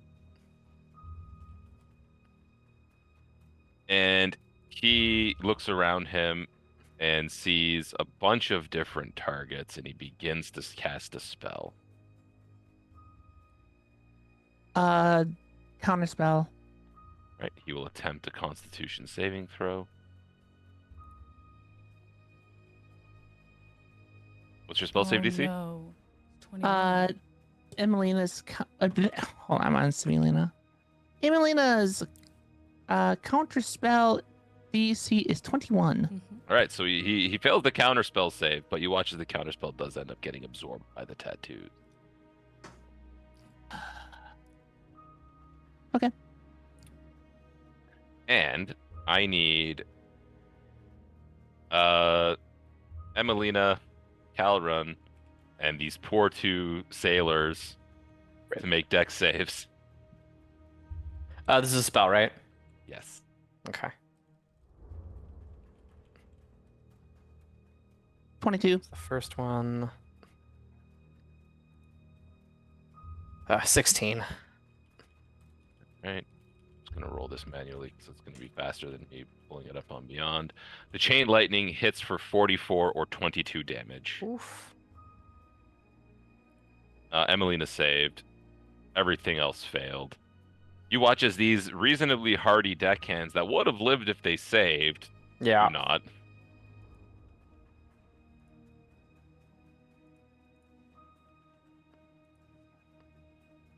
And that's going to end his turn and bring us to Emelina. Emelina is not too thrilled about that particular situation, and bonus action's going to activate Blade Singing. And we are going to move in, and we are going to go ahead and do a booming blade strike on a first attempt here. For 17 on the first one. 17 misses. Reaction, channel divinity. You get 27. 27 will hit. Fantastic. That one, I'll go ahead and just do that quick.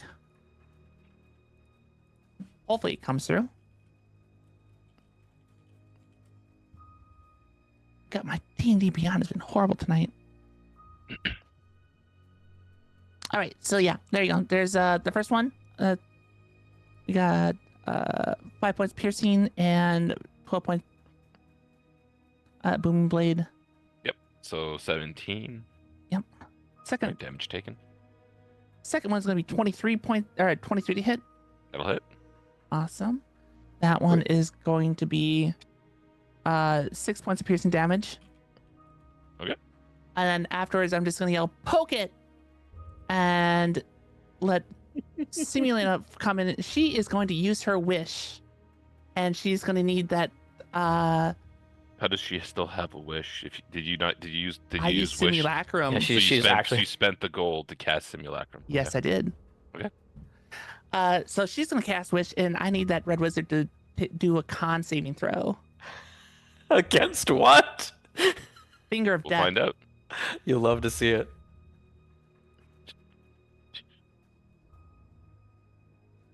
27. 27 does save, so it's going to take, what is half damage, is it not? Yeah, you watch as this even though so you watch as the spell hits it, and you watch as the tattoos absorb the finger of death. All right. So you used wish, right? Yep. That changes the math. That's a 9th level spell.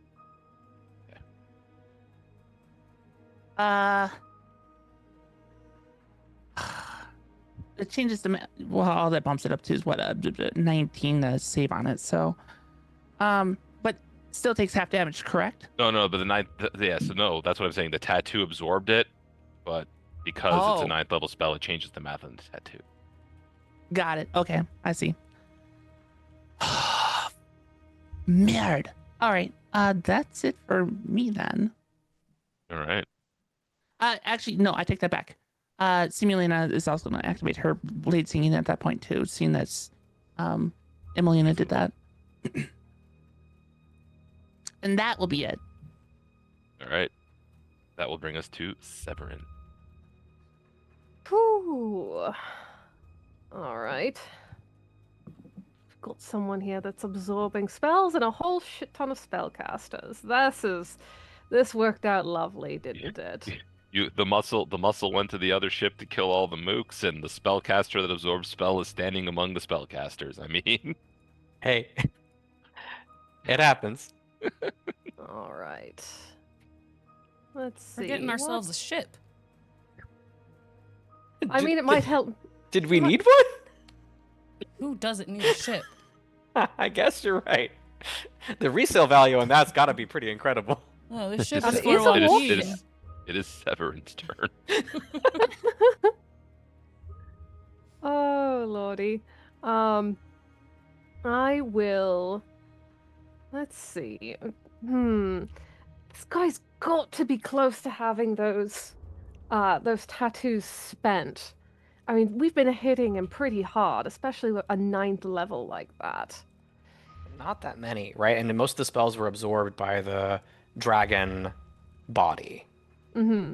right? So I think we've actually only burned down like one, not a 9th level and the hold monster, so 14 spell levels worth. Just for tracking and the counters. And a counter spell, so 17 in total. Thank you. So honestly, it might not be bad to keep burning it out to see if we can get a rough range for how many spell levels these guys. We've never actually like done that. We've just been I kept trying to determine whether it was spell damage or spell levels, but It's then levels for Navarre sure. Navarre killed them too quickly every time before. It's such a problem killing them too fast. Sorry, I'm so good at my job, bro. Your privilege. No, it's spell level. We've determined that from what we just saw. They don't want us to kill things anymore, Navarik. What am I supposed to do? Play patty cake, I guess. No, just pound it an inch from its life. That's all. We don't really have that much control. I'll pound it, all right. Wait. Whoa. God damn. Anyway, Severin, it is your turn. Whoa. Whoa. I don't have a ton of like lower level direct damage, so Cimmerine will step up within view and will use a disintegrate on him. All right, have Cimmerian make a con save as they attempt to counterspell you. Oh. Luckily she's actually pretty good at these. Yep, sorcerer. While that's going on, Simulina does have a reaction and will do a counterspell to the counterspell. Okay. Might not be necessary. She got a 23. Yeah, so you save the versus the counterspell anyway. Okay, so I don't need to anyway. Perfect. Okay. Yeah, okay. So, does it get absorbed or did it punch through? Just make a deck save. I have to make a dex save? No, No, it does. the red wizard. And the red wizard's save is going to be against her. Her spell save DC is 18. 18? Ah, But I believe it's save for half, isn't it? Not for disintegrate. Not for disintegrate. not in 5e. Disintegrate is saber suck. You're thinking 3.5. Mm. That is Cimmerian, So- and now Severin so- has her action still. And Cimmerian is probably going to go back below deck just because of how wrong things have gotten, just yelling profanity at him. And you know what? Severine will attempt to do the same thing because she has a much higher spell save DC. So she has a 22 at the moment, and let's see, 22, and I'll spend the 2 points to give him disadvantage on it. Okay, so it'll be a straight roll for him. 20. So he fails, and you watch as the tattoos can't absorb this one. Let's Hey. go. So 17 plus 7 disintegrates a 7th level spell, right? 6th. 6. So 17 to 23, somewhere in that range is their cap. And now we know. And Damage roll. let's see. Oh, does any of it punch through then? Yes. All of it punches through. All of his punches through. Hit it. Fabulous. I wasn't sure if it all absorbed. Yeah. So that will be 10d6. No, you see the tattoos didn't fire, is what I was. Yeah. Which Yeah. means that like somewhere in that range, like there's clearly some max capacity that this exceeds. Yep. That's what I gathered. Or it's got a certain amount of like not total spell levels, but like I can deflect this many level 6, this many level 5. Could work that way, but I doubt it. Yeah, so it's 10d6 plus 40. Sorry, I'm just counting them out because roll 20 has been a little flaky on us. So that is 10. That if you just turn off digital dice, it works. But I like my 20, fluffy dice. 30, 35, 37. 37 plus 40, 77. Yes. Yeah, that hurt him.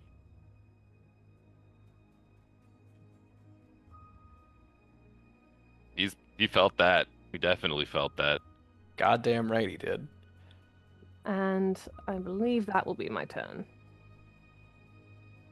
Back to the other ship. Navarre is still in his favorite terrain, surrounded by enemies.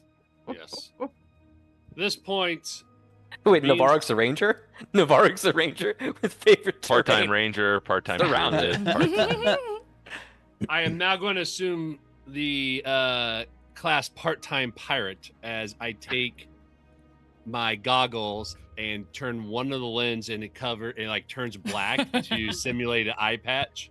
Yep. And he's going to look at this guy here and say, "You better be making your prayers to your maker because you're about to die." Ayo! And he's going to attack him. Truly Hey, what epic. does he have to do with this? This Yeah, is all in his exactly. head too. That was a good I'm cut, not Ange. speaking That was any good. of this.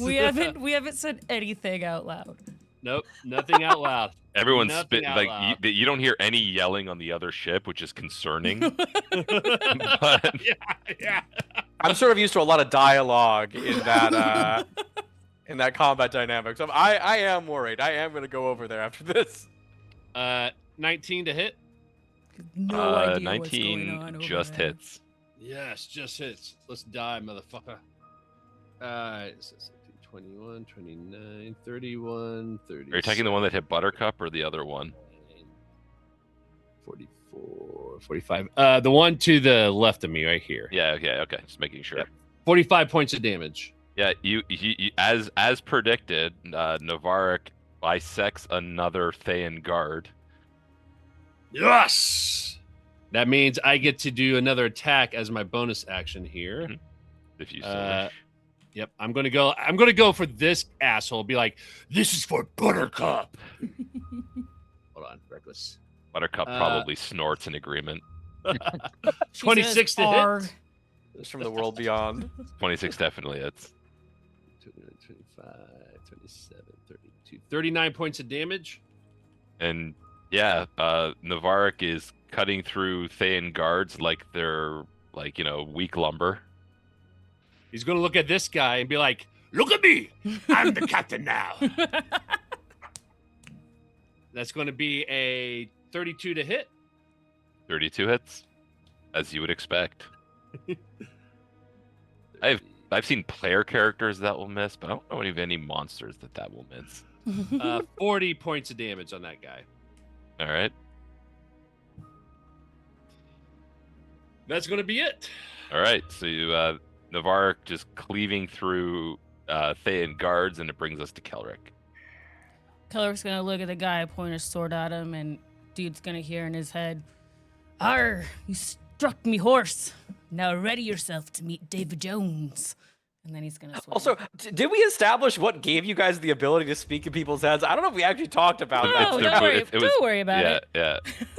I mean, I know why. Don't worry. Was that a nat Terrifying. 20? Is that a nat 20? That's a regular 20. That's just a 20 regular to hit. 20. 20. But that still hits.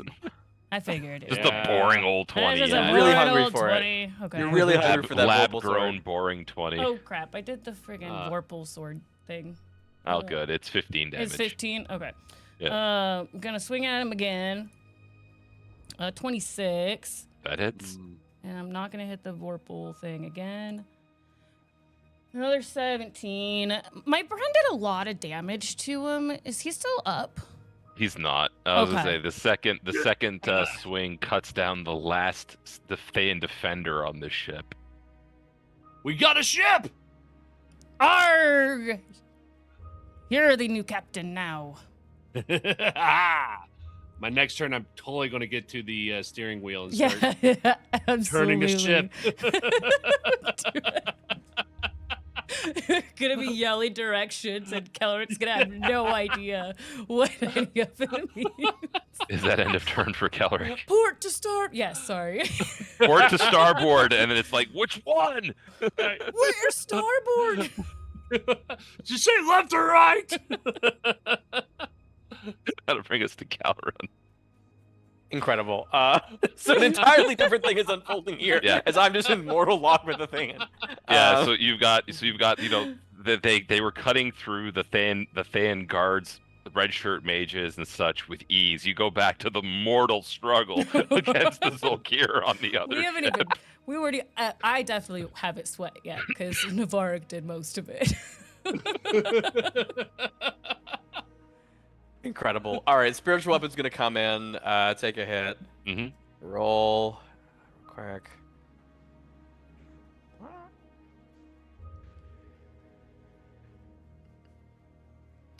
That's a 26.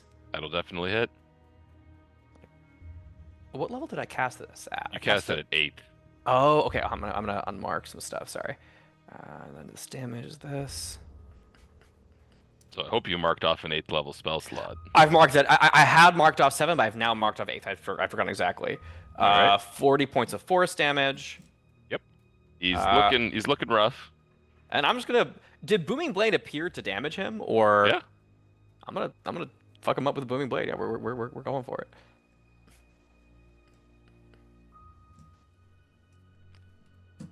I think a 15 will miss, but I will burn a Channel Divinity to hit him. Yep. So with the Channel Divinity, 25 will hit. Cool. Did the damage show up on the? It did. So you minus 16 from that. It's 35 as you watch as the Zolkir falls. Oh, I was gonna add my Blessed Strikes, but I guess that's not even necessary. Okay. Not so tough when you're not a dragon, huh? It doesn't hear you. Yeah, for sure.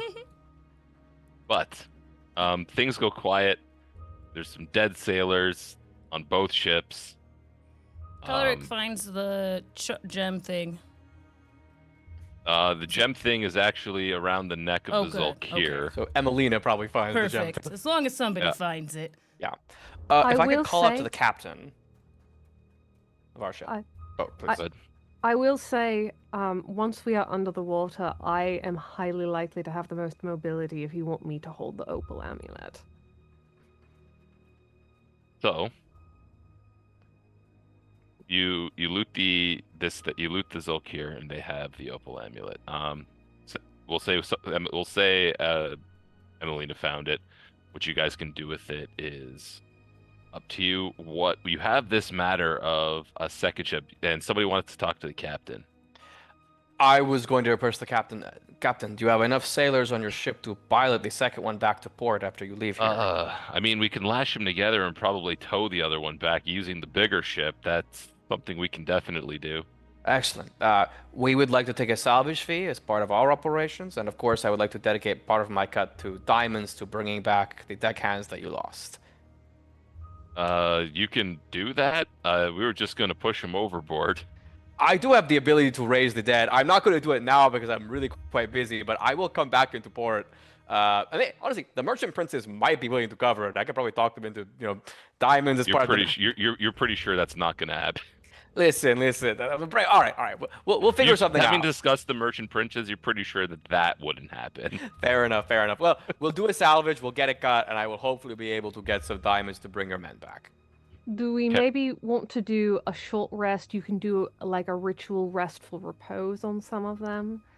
Do you have a and gentle repose? gentle I do repose. not, but also raise dead lasts for 7 days, and I don't think we're going to be gone for a week, but I could be wrong. Yeah, something like that. I think a it'll be little okay. bit more expensive on the raised dead than Revivify, but yeah, you Well, would have but had to. Revivify would end like now, basically. Exactly, you'd have to have cast gentle repose with spell slots in order to keep Revivify up. And I'd have to be burning 3rd level spells on Revivify, which I'd rather save those for other things for this combat. Versus, I can just literally channel divinity, raise dead. Actually, yeah, honestly, if they just bring the bodies back, I could just divine intervention, raise dead 1 a day during a downtime. It's actually no cost, completely free. So That is true. So I just tell them, bring the bodies back. I'll see what I can do when I make it back. Yeah, so the two please- ships start moving closer together. Kelric and Avark, what are you doing with this ship over here as your ship seems to come moving closer? I mean, We're going to try to playing steer on it our- back to the other Yeah. ship, right? Yeah, we're trying to steer it. Yeah. You start hearing from the other ship. You're on a collision. Don't move. How do we not move? Pull down the sail. Oh, damn it. Quick, get on that ship before they crash into us. I I will drop fly anchor. over some sailors. I will fly some sailors over. I just to get- drop anchor. What happens? You watch as Kelric throws an anchor off the side of the ship. You see the spool spinning. Is this supposed Pull to it go back. that- You're not in a harbor. That's not how that works. Even I This know is a that. terrible ship. I will athletics try to pull the anchor back. From Yeah, so whatever. it's easy enough to reel the anchor back in. It's just that it takes a while because of how far it went down. Yeah. The rope is pretty long, Yeah. but It get didn't the work sailors how I aboard. thought it was going to. yeah, you have it's called the Fathomless depths in this area for a region, right? But you do have a bunch of dead Thayans on this other ship still. We should loot. We should definitely. I Did got the shit. Zolkir have anything else left on him? No, the Zolkir did not seem to have any magical implements other than the opal amulet. Cool. Time to destroy the bodies. When looking at that Zolkir, though, you did notice that they did seem to have aquatic features, and you're not exactly sure why. Arcana check? Deep ones. You're sure that it is some combination of alter self and something to do with transmutation wizard specialties. So the transmutation Zolkir. I was worried for a second that we were fighting a simulacrum, but it's for a hot second that we just fought a Zolkir sim. It didn't melt. It didn't melt. Yeah. Very important. On these Thayans, though, you see that each of them has a very familiar looking ring. They look like they were prepared for a water expedition. I pick one up. Same. I pick up the arm and I peel the ring off. Then I drop it, and you hear as it hits the ground. Yeah. I just rip the arm off, then take the ring. How does that make it easier? How does that make it easier at all? Really... It's not even slightly. It's not about making it easier. It's about sending a message. Oh, that's fair. All right. Do we Yeah, have any so- idea I what don't these think rings do? we've said Yeah, anything yet. they look very familiar. They look like rings of swimming. You've seen these. Oh, Mm. oh, Again, gladly. they were very ready for a water expedition, it would seem. Are there enough for each of us and one Yeah, to hold on to each Vivivi? each of those 6 had one. Hell So you yeah. have 6 of them now. I We'll will take those. flip that on for sure. So if we wear 2 of them, does our swim speed double? Yes. Unfortunately It not, sets. because even then, magic same effect things do not stack. Right. I know. He's just hoping to get a fast one past you, Like if he says enough things, eventually he'll just like not pay enough attention and say I will- yes. I will never get anything past Ains. I already accepted that. That's for sure. That's for sure. All right, so you have beaten the Thanes to the fathomless depths. You are lashing 2 ships together.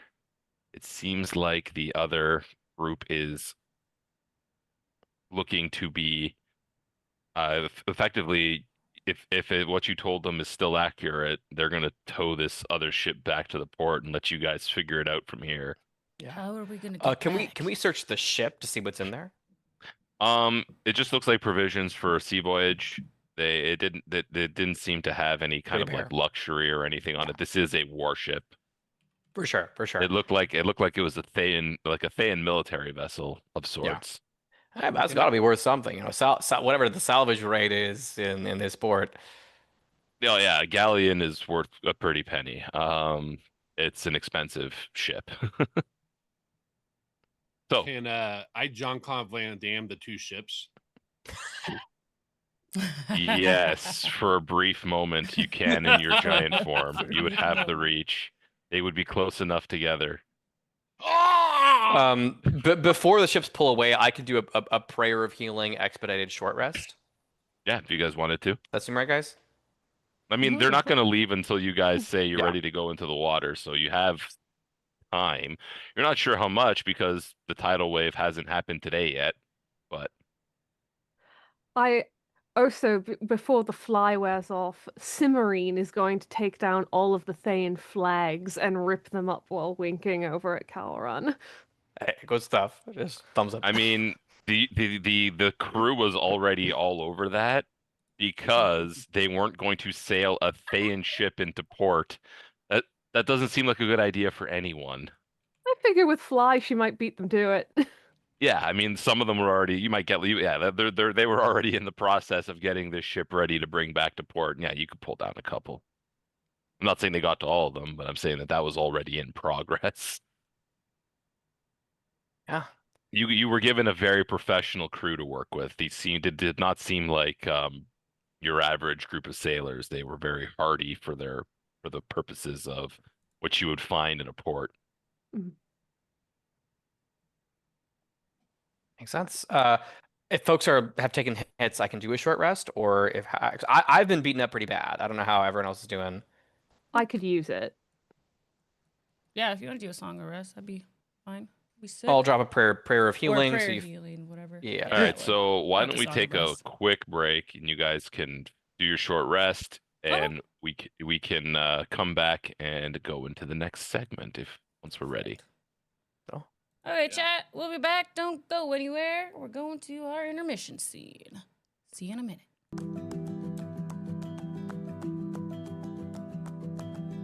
What is belonging? It's the ability to work, to provide for your family, and make a positive contribution to society. It's the ability to get a driver's license, to drive your kids to school, to take a better job opportunity just a little further from home, or simply to have identification when you need it. It's the ability to access services like going to the emergency room, enrolling in school, or calling the police when you are in danger, without fear of repercussions. It's the ability to live freely with your loved ones, to pursue your immigration case outside the confines of detention. It's the ability to become an American, a citizen, with the right to travel and vote to shape our great nation's future. Belonging requires the ability to proudly say, "This is home." When immigrants are welcomed, they have the power to solve our greatest challenges and take us forward. When everyone belongs, everyone wins. Immigration services are the bridge to opportunity for people to build a better life. And AI Justice is proud to have been that bridge for so many people for 28 years. Every day, AI Justice builds bridges of hope, understanding, opportunities, possibilities, inclusion, and humanity. This work is possible because of you. Last year alone, AI Justice provided 4,803 immigrants with legal services in detention. We provided legal services to 282 survivors of domestic violence, crime, and human trafficking. We received 236 work permits for clients and filed an additional 355 applications. 75% of our clients are children. Since our founding, AI Justice has served more than 160,000 immigrants from over 160 countries. Our legal experts provide services that protect rights of immigrants and bring them into the fold. Over 54% of Miami's population was born abroad. Few places in the world know the incredible benefits of immigration more intimately than us. Immigration is our legacy. That's why it's hard to believe that in Miami Immigration Court, only 21% of immigrants sit beside an attorney, making Miami the location with the third lowest representation rate in the United States. But you can help us grow that capacity. Your financial support of our work changes the individual life outcomes of the most vulnerable among us, and in doing so, paves the way for a brighter future for our great city. We know belonging is an investment worth making. Together, we can safeguard the right to belong. In a world that can feel overwhelming, we see connection, hope, and possibility. We build bridges to the place where we all belong.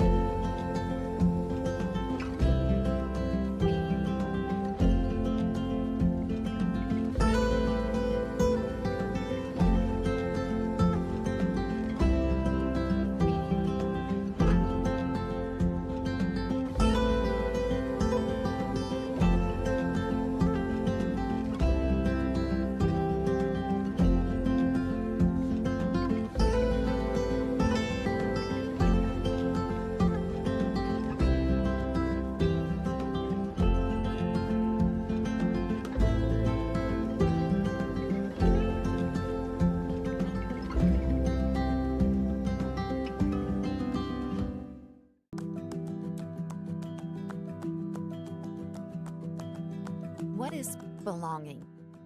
It's the ability to work, to provide for your family and make a positive contribution to society. It's the ability to get a driver's license, to drive your kids to school, to take a better job opportunity just a little further from home, or simply to have identification when you need it. It's the ability to access services like going to the emergency room, enrolling in school, or calling the police when you are in danger, without fear of repercussions. It's the ability to live freely with your loved ones, to pursue your immigration case outside the confines of detention. It's the ability to become an American, a citizen, with the right to travel and vote to shape our great nation's future. Belonging requires the ability to proudly say, "This is home." When immigrants are welcomed, they have the power to solve our greatest challenges and take us forward. When everyone belongs, everyone wins. Immigration services are the bridge to opportunity for people to build a better life. And AI Justice is proud to have been that bridge for so many people for 28 years. Every day, AI Justice builds bridges of hope, understanding, opportunities, possibilities, inclusion, and humanity. This work is possible because of you. Last year alone, AI Justice provided 4,803 immigrants with legal services in detention.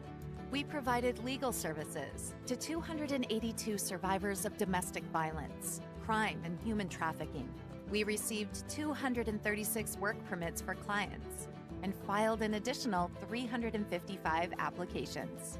75% of our clients are children. Since our founding, AI Justice has served more than 160,000 immigrants from over 160 countries.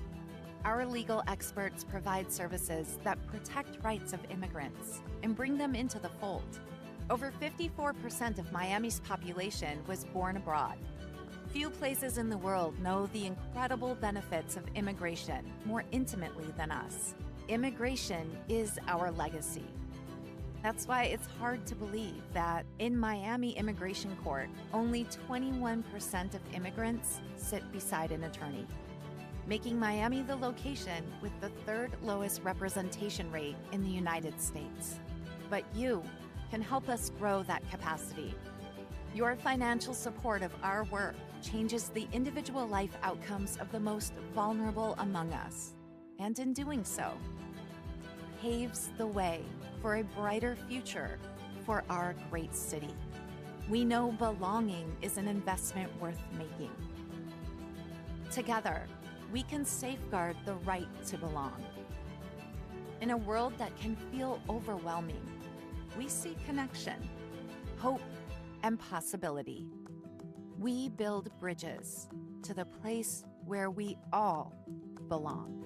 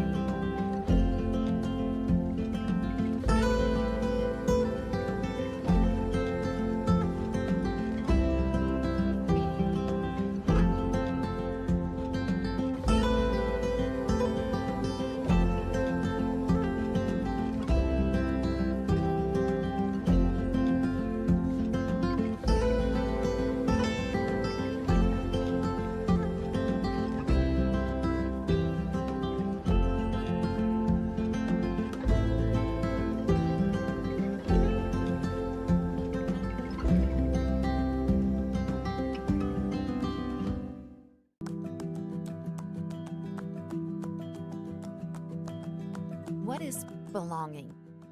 It's the ability to work, to provide for your family and make a positive contribution to society. It's the ability to get a driver's license, to drive your kids to school, to take a better job opportunity just a little further from home, or simply to have identification when you need it. It's the ability to access services like going to the emergency room, enrolling in school, or calling the police when you are in danger, without fear of repercussions. It's the ability to live freely with your loved ones, to pursue your immigration case outside the confines of detention. It's the ability to become an American, a citizen, with the right to travel and vote to shape our great nation's future. Belonging requires the ability to proudly say, "This is home." When immigrants are welcomed, they have the power to solve our greatest challenges and take us forward. When everyone belongs, everyone wins. Immigration services are the bridge to opportunity for people to build a better life. And AI Justice is proud to have been that bridge for so many people for 28 years. Every day, AI Justice builds bridges of hope, understanding, opportunities, possibilities, inclusion, and humanity. This work is possible because of you. Last year alone, AI Justice provided 4,803 immigrants with legal services in detention. We provided legal services to 282 survivors of domestic violence, crime, and human trafficking. We received 236 work permits for clients and filed an additional 355 applications. 75% of our clients are children. Since our founding, AI Justice has served more than 160,000 immigrants from over 160 countries. Our legal experts provide services that protect rights of immigrants and bring them into the fold. Over 54% of Miami's population was born abroad. Few places in the world know the incredible benefits of immigration more intimately than us. Immigration is our legacy.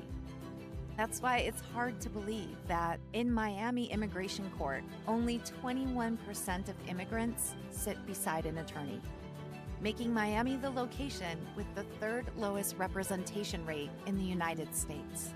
But you can help us grow that capacity. Your financial support of our work changes the individual life outcomes of the most vulnerable among us, and in doing so, paves the way for a brighter future for our great city. We know belonging is an investment worth making. Together, we can safeguard the right to belong. In a world that can feel overwhelming, we see connection, hope, and possibility. We build bridges to the place where we all belong.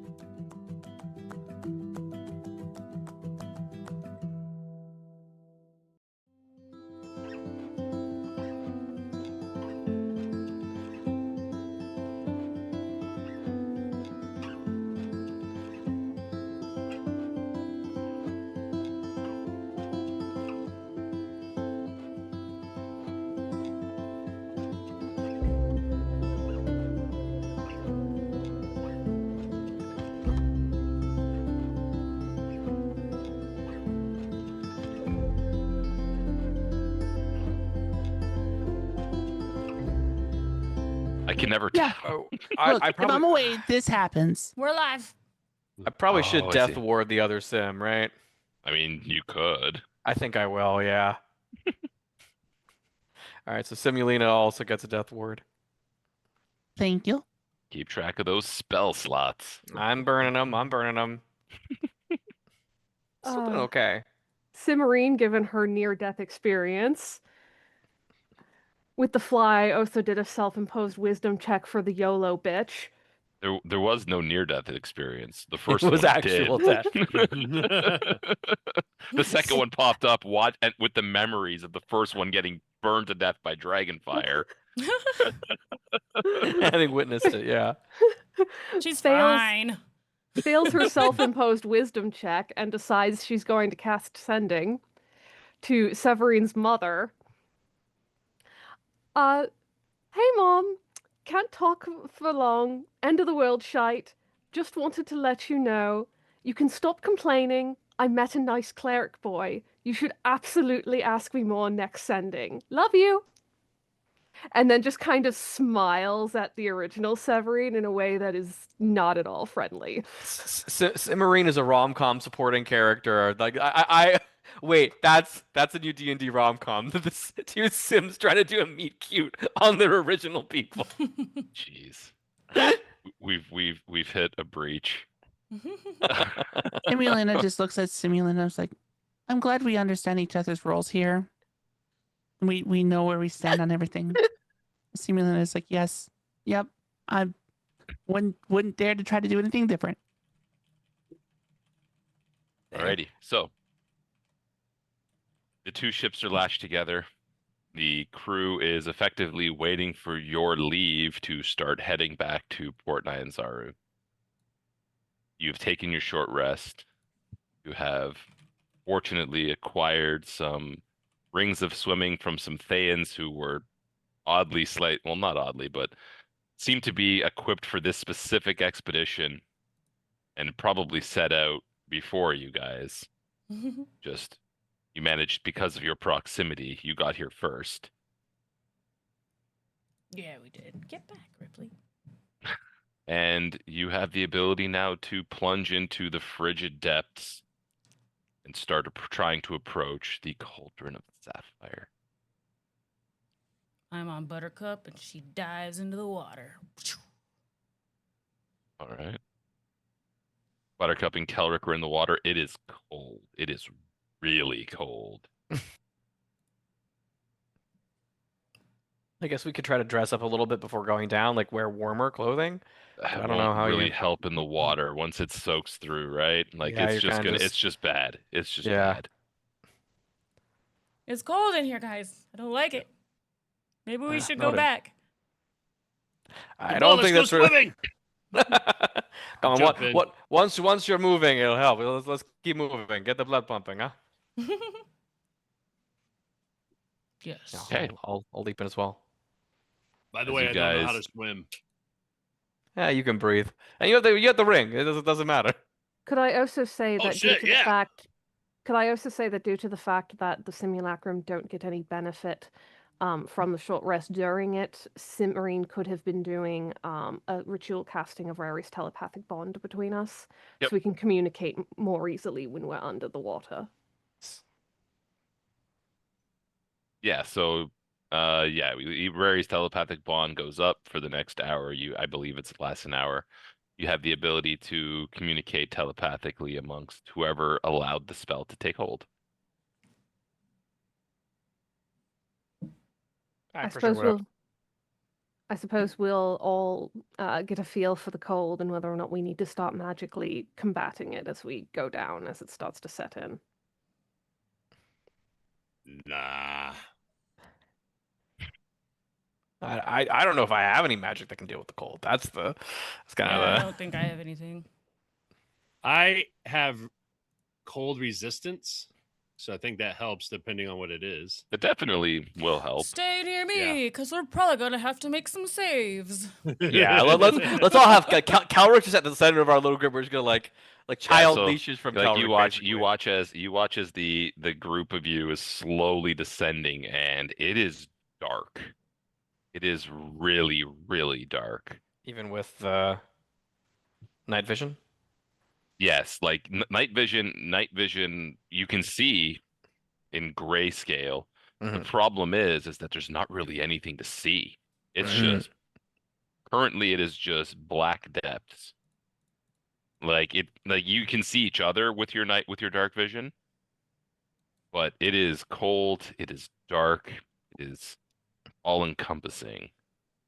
And then so we're just gonna move all of you over here to the for the sake of being able to copy token. Down further, deeper into the depths, you start to see a faint blue light. You guys want me to cast daylight? I also have the light cantrip. That might be a good. I have a light cantrip where if I hit something, I can set it ablaze. That sounds great, Really? man. That sounds great. I'm gonna cast the light cantrip on my sword. Yeah, Um, so you have like a sword flashlight. Again, it illuminates the area around you, but it's still like it Yeah, feels like for sure. dark. No, Yeah. there it's an overwhelming pool of night. It's just yeah. I guess we'll go towards the blue light. All right. yeah. Emilian and Simulin will do the I same will thing make with their perception checks for those rapiers. traps and things that the sailors mentioned, like the steam vents and all that. So just keeping an eye out. Yeah, Just- you do see them every once in a while. You just see this bubble rising from the depths, and as of right now, you seem to have enough time to avoid them pretty easily. Yeah. Just keep swimming, swimming, swimming. And as you continue to sink further into the depths, you start to notice that there are some swirling masses of water that appear to be circling you. Sweet. Elementals. Give me an Arcana check. If someone else could do that, that would be great. But I'm I don't. Well, You don't want I'll- me to do it. I'll do it.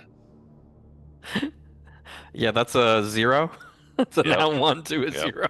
Yep. If Natural anyone- 20, 26. I was actually 21. Beyond 20 is feeding so- improperly. Navarek, you're like, what are these weird water elementals? They're kind of big. Like by your Better not be bigger than standards- me. By your standards, they're big. God fucking damn it. Can't you speak? Can anyone speak primordial in this group? I Yep. can. Yes. Okay.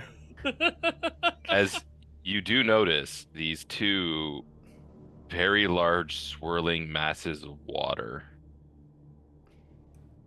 circling you. Dun-dun. I start yelling in primordial. Stop! We come in peace. You hear in like a watery kind of deep cadence. No further. As they continue to circle. Guys, he says no, don't go any further. Can we ask him why? Hey, why? Is it dangerous? We defend this place. From who?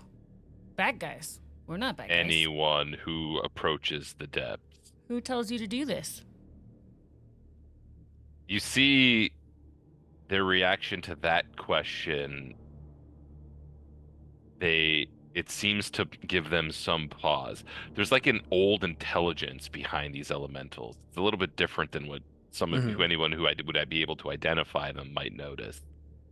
Since I speak primordial, could I make a persuasion check or a deception to be like, we come in defense of Obtau. We have already slain the Thayans that came to attack this place. You say that, and they go, Ubtao. We used to know this name. Now it has lost meaning as they continue to circle. It could have meaning again. As they start to circle, they start to get closer. Whose name do you me- serve now? I mean, if someone else can ask. The name. The name. The name is not known to us. So you're following somebody and you don't even know their name. Give me an insight check. Are you talking to me? Because that's going to be fun. You're the one who kind of said that, yeah. Okay. I have proficiency in insight. Can I give the help action? It's not something that you can really help with when it comes from insight's hard to help with, right? 15's enough. not going to be good So enough. 15 is you could tell that there's definitely something wrong with these elementals. They've been ensorcelled in some way, it seems like, or co-opted. My intuition, at least. Guys, something's wrong with these guys.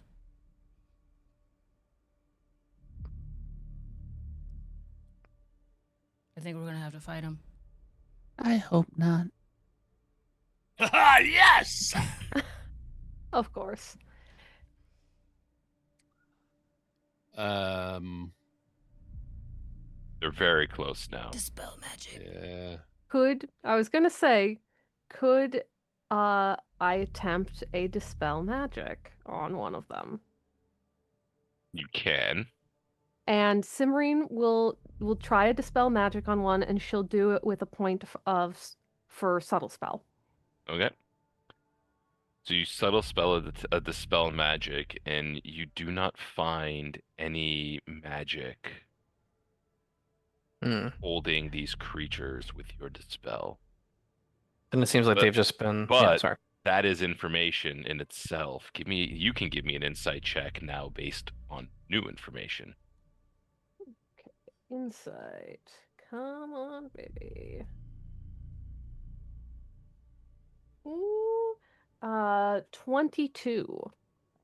You're pretty sure that it's not magic that's doing this, and from what everybody's saying, from what you've heard of the conversation, from the fact that you can tell it's not magic, you're pretty sure that this is some kind of madness.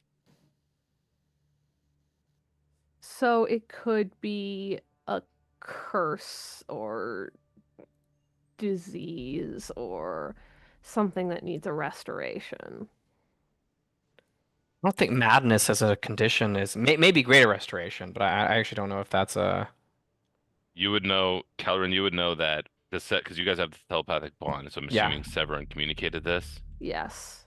Yeah, so with the telepathic bond communication, Calvin, you would know that madness can be cured with greater restoration, not Gotcha. lesser. I will divine intervention, greater restoration. On which one? The one on whichever one is currently closest to the party, I think. So technically this one, but they're both pretty close. I was sort of wondering. I wasn't really expecting to have to make that decision, and now I'm wondering if that has meaning. It's just two I'll. of it's literally just Yeah, that you're there's right. two of them. I'll get this one. I'll get the one that's closer. This one stops. The other one continues to circle, seemingly unnoticing that the other one has stopped. Actually, wait, sorry. I have diamond dust, so I might go ahead and do that instead of divine intervention, if that's okay. You can use a 5th level slot if you like. I think I will. Okay. So you'd have to touch them for that. Yes, I will get close enough to touch. Yeah, so you swim over. It looks like it's about to attack, but you reach in and greater restoration and the one stops. Out what you hear. That is taken as an aggressive action from the other one. Yeah, fair. And now I need you for now to roll initiative. Depending on what happened. I will call out saying that they can be restored. Like this is a thing we can do. Think you're the Yeah, one like with they greater watched it happen with this Yes, one. yes, of course, of course. 5.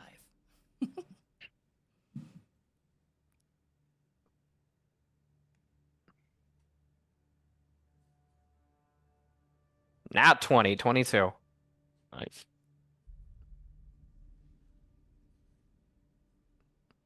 I also got a nat 20, but mine's a 23. You win. Hey, Navarek, please just hold off. I think I can solve this non-violently. Please wait. Give it a second. If I was ever gonna roll on that one, that's where I want it. Everybody is in the turn tracker. And Navarek, you see this one here moving into attack.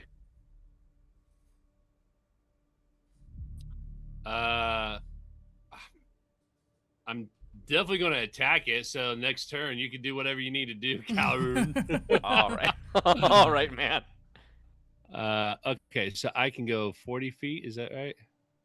Yep. All right. Boom, right there. And I am going to do my thing. Let's see. Oh no, 15. 15 misses. Yeah, that's all right. Let's Yeah, do it again. I'm not gonna help you with that. Okay. 16. Oh wait, hold on. Reckless. Okay, that's a reckless. 17.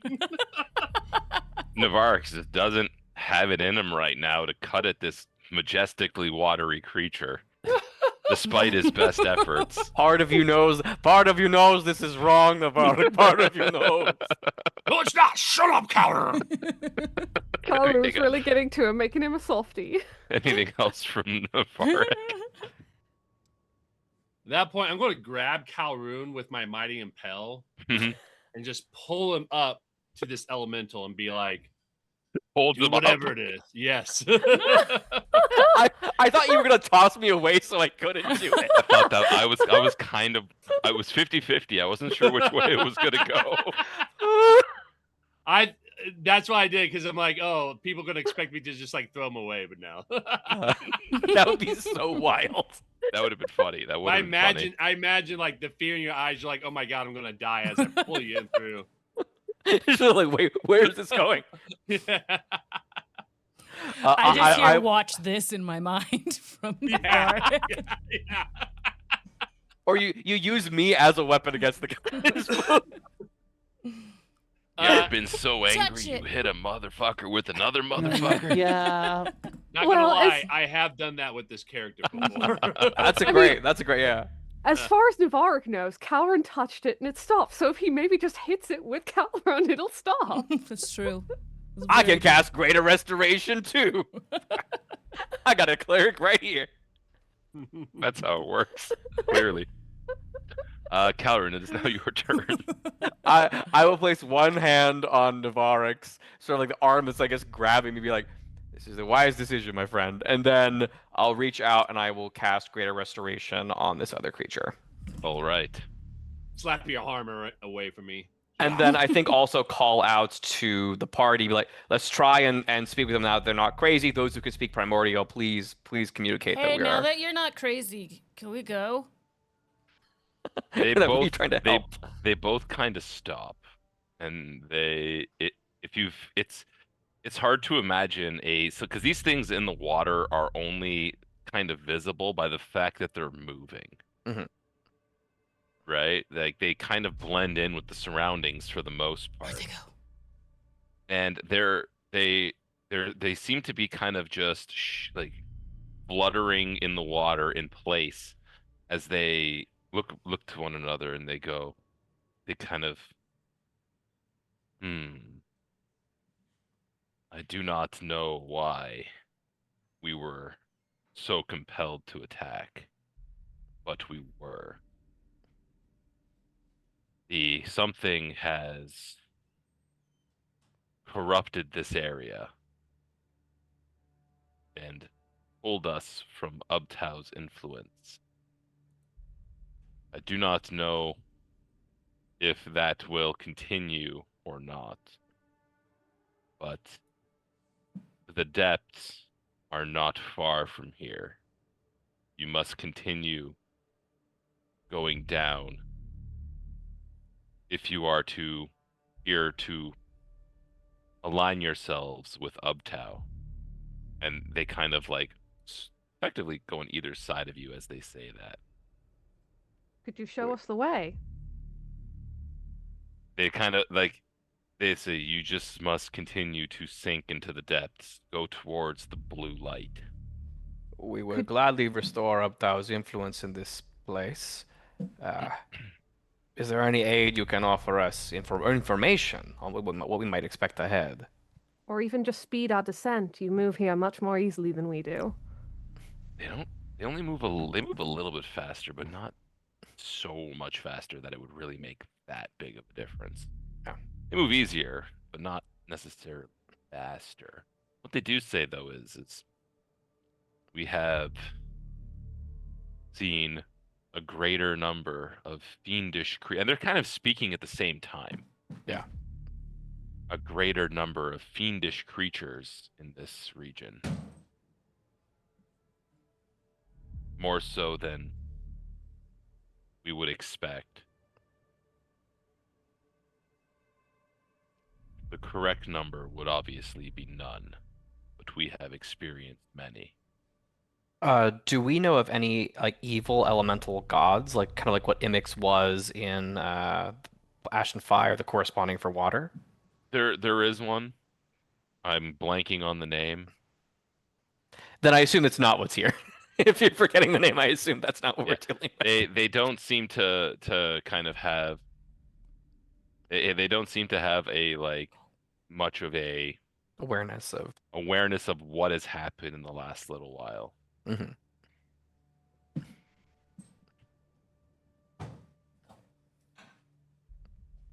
Well, I'm glad we didn't come to blows. I hope that we're able to help.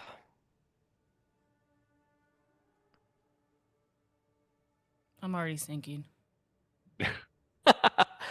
If there is nothing else to discuss, fare you well. Try to stay above this influence. We will try to remove the shard of whatever is causing this disturbance. Restore Ubtao to this region, and Ubtao will be grateful. Gladly. Can I make a religion check to see what I know about? Actually, no. So I guess we'll do that after in the next downtime. Yeah, right? you've heard of Ubtao. You're vaguely aware that it is the prime deity of Chult Yeah. and of beasts. Fair enough. Uh-huh. I might, as we are descending, give everyone a. I don't know if I've actually filled you all in on a little bit of the research I've done. If at all possible, please don't die. Something I did learn is that the soulmonger, back when it was all, assembled in one piece and it was originally made by a Sirarak who was a student of Vecna, apparently it kind of drained the souls of everyone that died and didn't allow them to pass on to the afterlife, and managed to rip the souls out of anyone that had died but had been resurrected. So just given that we're sort of, skirting around pieces of it, it might be really good if none of us actually die. Soulmonger was a problem. Sorry. That's wild. I Also, assume most of us have been brought back from death at some point, given our adventuring careers. honestly, Nope. I actually Don't- haven't died. In I'm real- good at my job. Yeah. Okay. fair- All right, then. All right, then. All right. to be fair, I'm really, really confused about the nature of my own relationship with undeath, so I don't actually know. Yeah. You just gave us a lot to not on there, I think, actually. Just You're talk- saying, if we can do anything at all to avoid having to be revivified or resurrected, it might just be a good precaution. This is worth. No, it's good to know. There are that is useful information. I will prioritize healing before you go down, or otherwise. I mean, in general, I was probably going to do that, but I will be extra. I won't be as cavalier about I can bring him back, kind of thinking. You also are aware that the Soulmonger had been destroyed, But we're also grabbing these pieces and yeah, you're grabbing the shards. So- and they something do about seem to this be is- yeah, causing yeah. problems. That is true. Okay, you It's do like- you do realize that is happening. And I don't know what's going to happen when we start bringing more and more pieces of this into proximity. It's also worth noting that there was something, I believe it was called an atropol, that they were trying to, use the soulmonger to feed this planar creature and turn it into a new god of death. It is what they were doing. I cast legend lore a lot in our downtime. For sure, yeah. You continue sinking. Oh yeah. You sink. Time is it's hard to track time here. But as you pass the 1 hour mark of sinking, need everybody to make a constitution saving throw. Even me? You get to make it with advantage. Oh, okay. Is it because it's like extreme Yes. cold? Yes. I might use a point of one of our beacon points. I feel like exhaustion now would be a bad. You also Simmering. got a +5. Simmering Oh. gets a natural 20 for a 27. If I get an additional +5, then that's going to be a 16. Well, it might not be enough. Emilina gets 14 plus 4 for 18, and Simulina just rolled a natural 19. Is that with Never- the +5 from Calric? No. Oh, so that would mean that Cimmerian gets You a might want to use a beacon. 32. And then Severin actually gets a natural 19. So that would be a +7 to 26, and then a 31 with Kelric. Okay. So you're looking for 20. Oh. I was below that. I would like to avoid a point of exhaustion. So if it's okay to reuse a point. Yeah, absolutely. Cool. I feel like this is a. I could use. Whoop. Oh, I didn't mean to advantage. Shit. Do you also get your heroic Oh, it's inspiration the from first die. The first die ended up as a 29. So we used Okay, the that's first good. one Oh, if we I have go- heroic inspiration. That's right. I haven't used it yet. I might use that instead, Okay. for being That works human? too. just to that save you works too. guys so we can keep it. Yeah. But I will burn that. Oh, so you burn your heroic inspiration for the day. Yeah. So 29 saves. All right. So the cold has not fully seeped into any of your bones yet as you continue to sink. You sink for another 20 minutes, and that blue light is getting brighter and brighter. And the depths, you're swearing you're starting to see things in the dark around you. It is very unnerving as you continue to sink.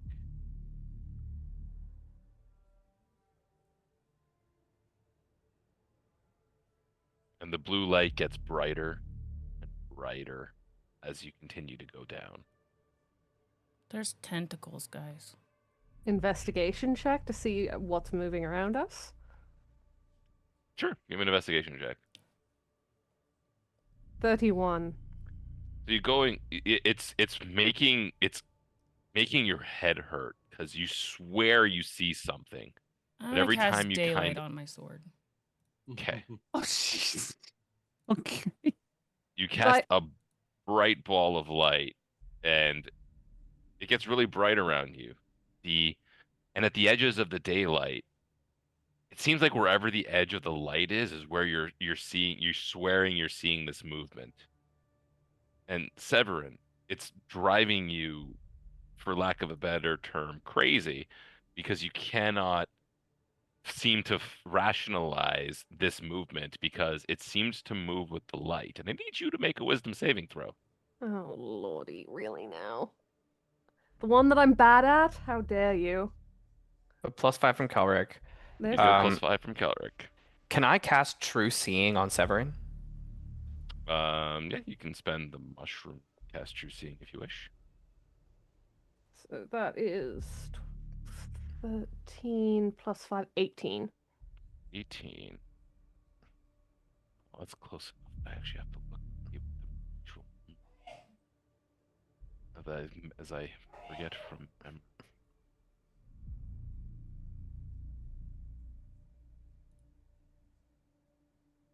Is it also I believe, is it a psychic effect? It is not a psychic effect. Okay. Is it charmed or frightened? It is not charmed or frightened. That is, yeah, so you said 18? Yes. 18 fails. Oh, lovely. I need you to roll me a D100. Oh no. I don't want to hear Uh-oh. those words. No bueno. 59. 59. Okay, you start to feel somewhat like the water around you is crushing, and you get this image in your mind of ships no longer feeling safe, and that they don't offer you any protection from the sea, because how could a ship protect you against this? I And you love are this. now afraid of being on a ship. If it is a fear condition, I have an advantage against those. This I'll is like say. a Not a fear resolve condition. Like a Okay. this is like a Call of Cthulhu. Yeah, this is getting real Cthulhu real Mhm. fast. Yeah. A fear of being on ships. Huh. if any of this is running through my head, I will probably be. They may hear it over the Rary's telepathic bond. Hmm. I reach out and take Severin's hand. Hey, it's all right. We're not on a ship. We're swimming ourselves. Fair enough. There's something out there. Uh, Given that you are likely to investigate these things further, I think I will cast True Seeing on Severine to see if that will help her not be frightened Oh, of what's that'll- out there. Or maybe that's worse. Actually, maybe that's worse. Because seeing what's there might be actually even more. That's actually a good point. Kelric.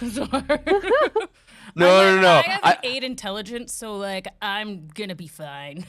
Yeah. The thing of, like, you're better off. I will just like pull Severin in close. Like she doesn't have to look Sometimes very seeing too closely. much is worse, right? Yeah, I think that's actually a really good point. I will pull Severin close and just be like, "Yeah, you don't have to look. We can just kind of keep moving to our destination."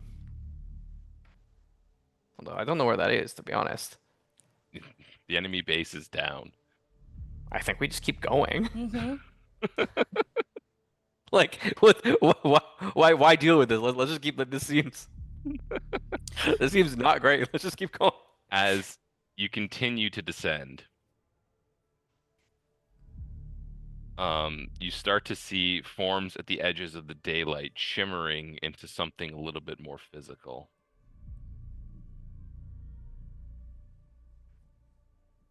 As these 4 demonic-looking creatures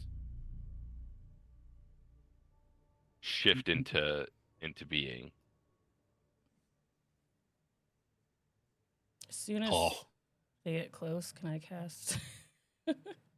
Well, Holy from where they weapon? are, they're moving slightly closer, but they're not getting close. Okay. Wait. And they call out to you. And they call out to you in first they try Abyssal. Does anybody speak Abyssal? We do. Do we speak it or do we just read it? Oh yeah, we hear. I- We understand it. Mm-hmm. Yep. Okay. We understand the literal meaning of any language we hear. I actually I have comprehend languages, so I can understand the I You have have to an cast at-will it. comprehend language as well. yeah. Okay. So you hear the guttural speech and cast comprehend language. Can anybody speak Abyssal? No, Okay. Not unless you cast tongues. I could, but That's what I'm at. Yeah, so you hear as they call out.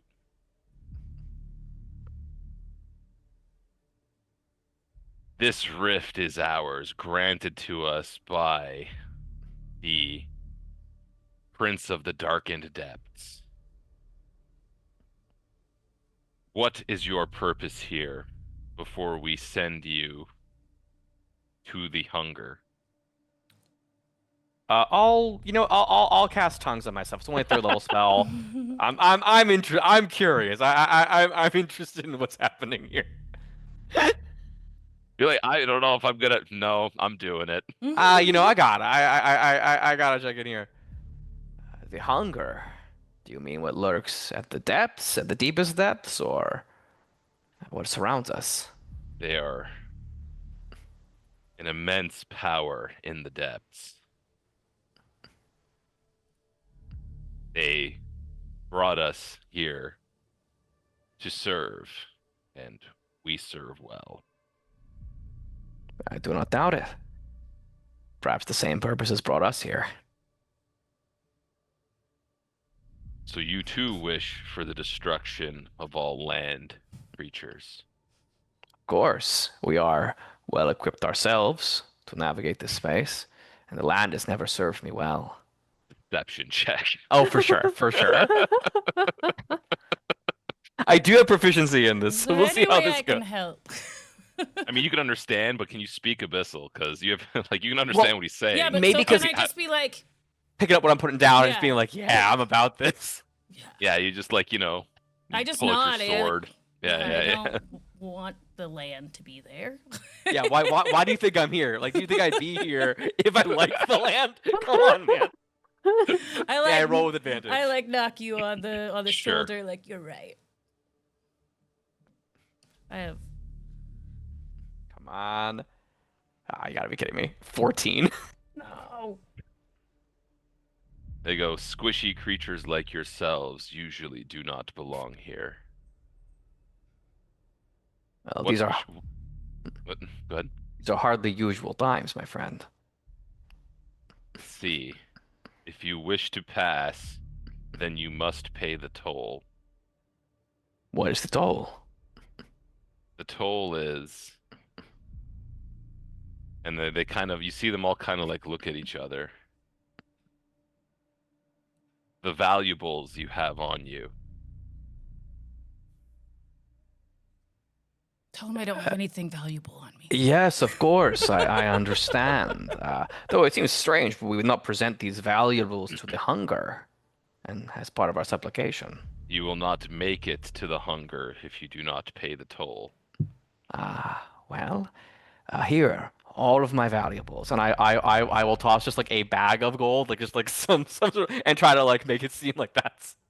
So you toss a bag of gold, Colored Yeah, pulls right, out his and- pockets. and like they go, that satisfies for you, and then they kind of start looking at everybody else. I just look at the it doesn't have to be like I'll say like in common, it doesn't have to be that much. Clearly, like we can just like like You know, can say like, it. You can say it telepathically. Telepathically. telepathically. Very- I mean, we could just pay them like 50 gold to fuck off. It seems like this is sort of a Well, you said you threw a bag of gold, so I was assuming that was like a couple hundred. sure that like some meaningful amount, but not like a Yeah. truly like we're Like, gonna make not way like, more. not like My 10K spyglass. gold. That's like 1,000 gold. For all There, of that's us. that's expensive. They go, that would satisfy you and the seahorse. And my friend, the dragon. Well, I He can't is say large. it, He I'm looks just- like he has valuables. He's hardly wearing any clothes. What do you mean? He has really nice bracers. Give him those bracers. I mean, Navarra, come on, you're not even using those. They just I look. just got these fucking bracers. Give I'm them not to- giving them the Give bracers. him the bracers, bro. Okay, I okay. want these bracers. Do the math. We're gonna have to spend at least a couple spell slots to kill these guys collectively. We can definitely do it. I'm not worried about the combat. We can meet these guys. I didn't even get a chance to try to shoot a bow and arrow with these things. We will get you some bracers. We have bracers of archery at home. We will get you some bracers of archery. I slide the bracers off. Like, They kind of float. Listen. We can have the water elemental friends kill them and take the stuff. If we bring this area back, they won't last long. I like those bracers. I know.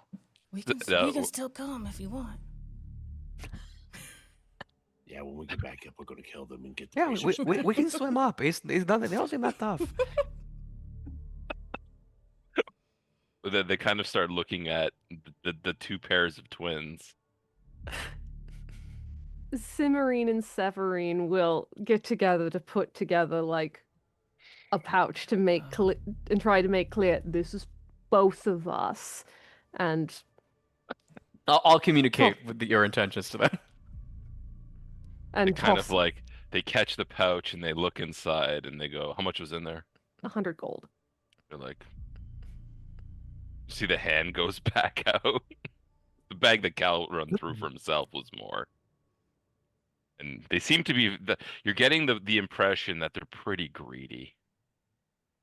I'd like But to we- insight, like, do I actually think, like, if we follow through, they'll actually let us go, or is this Give me an insight check yeah, and follow it with a 16. Navarre, follow it we with a could give him history our check. sending stones because we don't need them anymore. That's true. It's only an 8 on my history. Okay, so you're not sure of exactly what these creatures are, but they seem to feel like you're not really that big of a threat down here, and they're just trying to get what they can, and they figure that someone else will deal with kind of the posture that you're getting. I kind of feel a similar way of like, yeah, I don't really want to. Like, this is not really worth my time. It's two very bored, very disinterested people.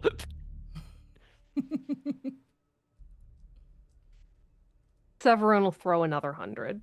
Yeah, then you see they snatch the other bag, and then they look at the last pair of twins.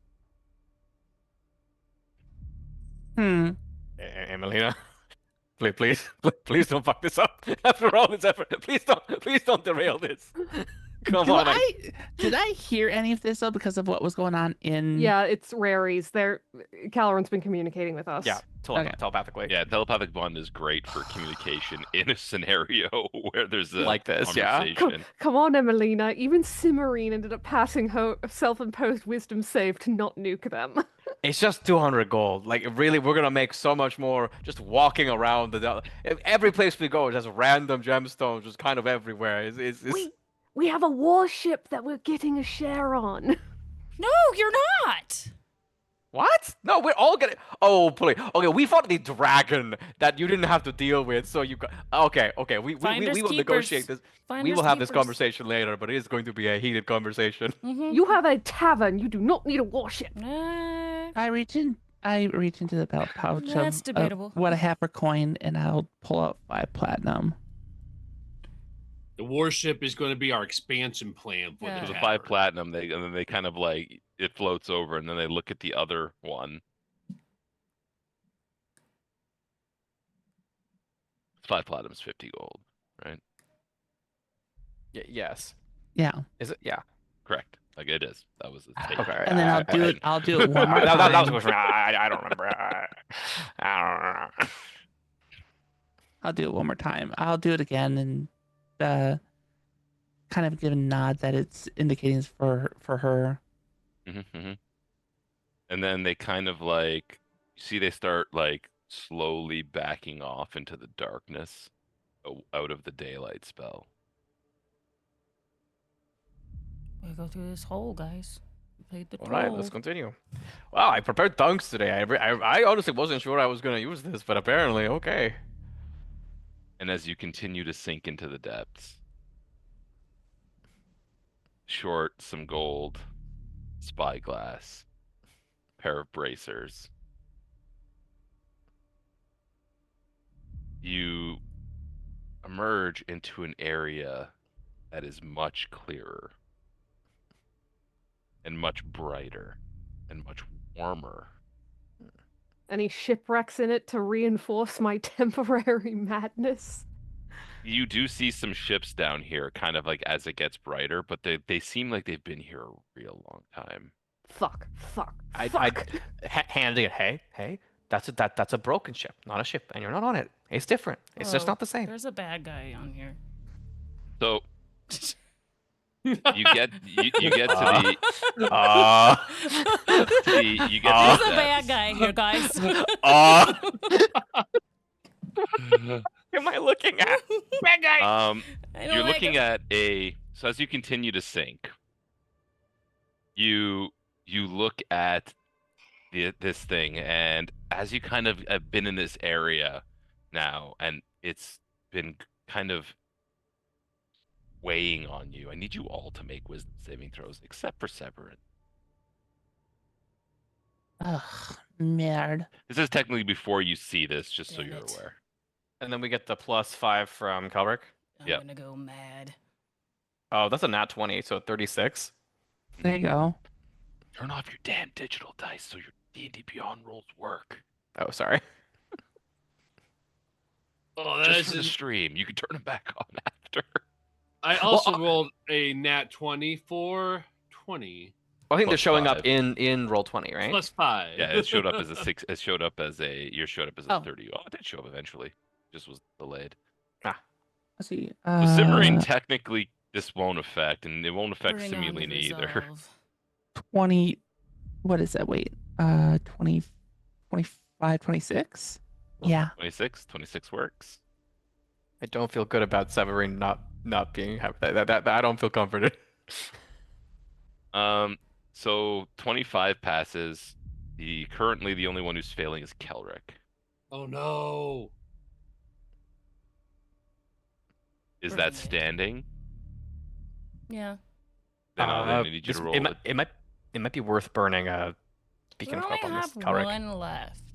No, You because do, you I used my heroic inspiration, so we actually have 2. Oh, okay. I'll use But it. you can use one if you want. It's up to you. You can just roll the D100 otherwise. I guess a permanent phobia might not be the end of the world, but like I don't. I don't know if we wanna also So how'd I you- also think madness is curable? I mean, you did just cure it on the water elementals. But yeah, I would need to I got a upcast. 93. Okay, so you get this. I'm curious. You get this unexplicable feeling, especially since you send out the daylight and it Mhm. seems to just push back the shadows. It didn't quite get rid of them. You just get this feeling that something ancient and something powerful is constantly watching you and just waiting for its time. Just waiting and waiting and waiting. Navarre's And go ahead. anybody who, so now as you kind of crest into this area, you see two separate things. The first thing you see is that there are these steam vents that seem to make this place quite warm. So it is a stark difference from where you were just way too cold. It is now almost uncomfortably hot quickly. The other things you notice are there is a even bigger dragon than the one that you just faced, kind of standing in front of what looks like some kind of portal. And it seems to be flanked by a couple more demons. Navarre, I think Now, that demons and guy's been dragons waiting don't for me. necessarily work together very often, so something's odd here. As a group, can we make any kind of history check on that? Or that would not be really Is- be seems is- weird. Is this Before the you can- hunger? Before you can do that, no, this is too small. Before you can do that, this creature roars out in Draconic. So I'm sure Navarra can understand. I also speak Yes. Draconic. Yeah. I am Dawsgirl, the abyssal flame. Those who not wish to feel my heat must flee now. And you see blue flames shoot from its mouth. I turn and look at the rest of the group and say, that dragon said, I am Duju Thrasgul. the bitches of flame or something like that. The I abyssal was flame. really paying attention. I heard once of a really neat trick, but I need to know if any of you have an immovable rod. I do, right here. How do you feel about some misty doors or misty steps? So just for the You have record, to you see. cannot Misty Step in. No, you cannot Dimension Door inside a creature. That is a critical role thing. I'm pretty sure that it said that if you know the destination of your move, but Correct, and that is that is the space of a creature, so it will shunt you to the side. Yeah, And deal force damage to you. even I think that's not how. I'm pretty loosey goosey on the rules, and even I'm kind of I skeptical had to on make that the one. argument. I had to make the No, argument. I knew exactly where you were going. I watched that season. Of Of course, Critical everyone Role. has. Yeah. What was the plan? You Drop the teleport inside of immovable it. rod and inside of the dragon and then teleport back out. Like that Yep. was what they did on Yeah. Critical Role. I mean, that's Yeah, I guess it'd have to try to Oh yeah. Yeah, it'd be very uncomfortable. And Yeah. you know, if you could teleport inside of a creature, yeah, that would be a thing. Uh-huh. Do we want to attempt to circumvent this and just blitzkrieg the gate? Honestly, yeah, I don't feel a strong need to fight this thing. I don't really care. We could just get right past it. Can we just go? Does it seem like you could go through the portal?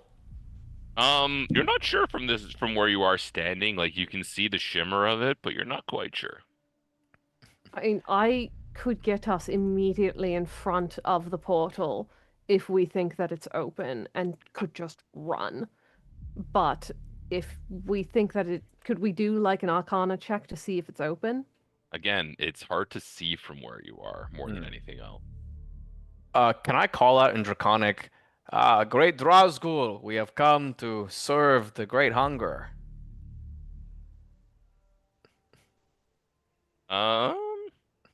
So you say that. I need you to make me a deception check. Can I give the help action since I'm also proficient in deception? How are you giving the help action to this? Prestidigitation to make him look menacing. It's not deceptive. That would be the point is to try and like make us seem. I Like, guess that'd be like more intimidation. you could add more Yeah, of a exactly. you could add like a fiendish aura around me to make me look like a devil worshiper. So Yeah. that would be more than prestidigitation, especially like you could create like sparks. If Navarek wants to chime in with some draconic, maybe I don't. I'll use no proficiency in deception. If we got nothing, I can just roll flat. What's your deception modifier? I'm curious. It's a +7. I don't. I mean, I don't have proficiency in deception. Is that what you're asking? If I can give you the help action? Yeah, if anyone who is proficient can attempt to do so. What's through that? As long as you some can means. justify how you're helping with a deception check, because it's one of those things where you can, is you have to justify it. Severin, could you just be like cackling in the abyssal, random words of abyssal, or like random? I don't speak abyssal. I You speak did hear me. primordial. You did hear me say random You things. just- in I mean, you could just gutturally start say- saying stuff like that is an option. I Let's could always say- try calling out in primordial since, we'd already dealt with others that spoke that we've already paid the toll to the others before our descent. Or at least The- confirm the- that we're dealing with demons. Yeah, the dragon goes, there is no toll for this gate. Well, you And you might can- want to take that up with the welcoming committee then. Wait, I didn't have to Wait. give him my Give me your deception spyglass? check. Is it flat or is it? You can roll with advantage. They took my goddamn bracers. Just a 13. The dragon, you see blue flames kind of spurt from the dragon's mouth, and we're going to roll initiative. No. And That then that's tracks. probably where we will end for the night. That Seems makes reasonable. We'll sense. get the initiatives in the turn order. Oh my god! 14 If I for could me. roll more than a Uh. 5 for my initiative, that would be awesome.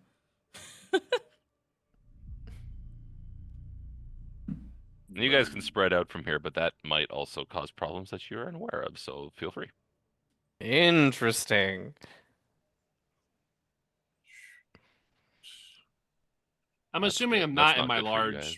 or huge form. I mean, you could have seen the blue Bulked up flames before. and like because it lasts for like what 10 minutes now. Yeah, but I've been. I don't If think you- all this is taking a 10 minutes. So. No, but I'm saying is that if you felt like you wanted to Hulk up before you got here, you could have, but then you'd be like just using your bonus action to keep raging more than anything else, right? Is more of what I was getting at. If you felt like if you were trying to not be to start a fight, then you wouldn't Right. have, is what I'm kind of getting at. No, yeah. Well, and the other thing is like if I rage, then I get that additional You movement. get the as well, the too. pounce, Mhm. the pounce. The pounce. Yep. Yeah. So. Okay, Yeah.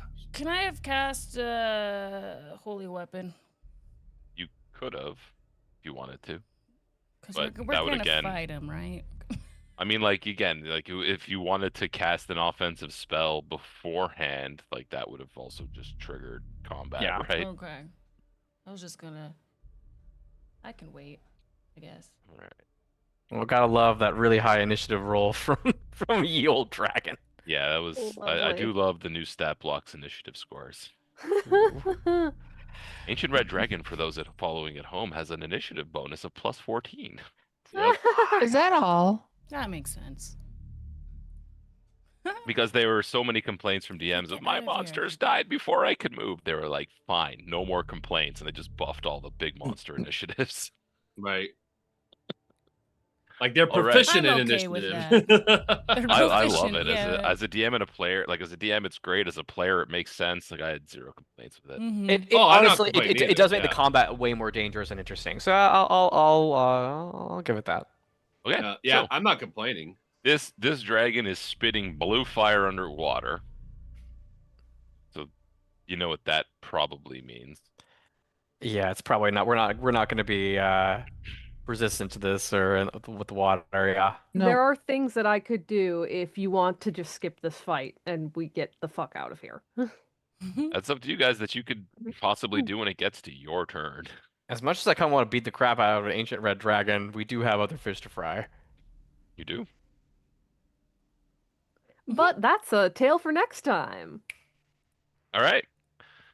Anything that we want to do to close things out? No. You guys want to share anything you got going on? Go for it. Go ahead, Nikhil. What do you got going on?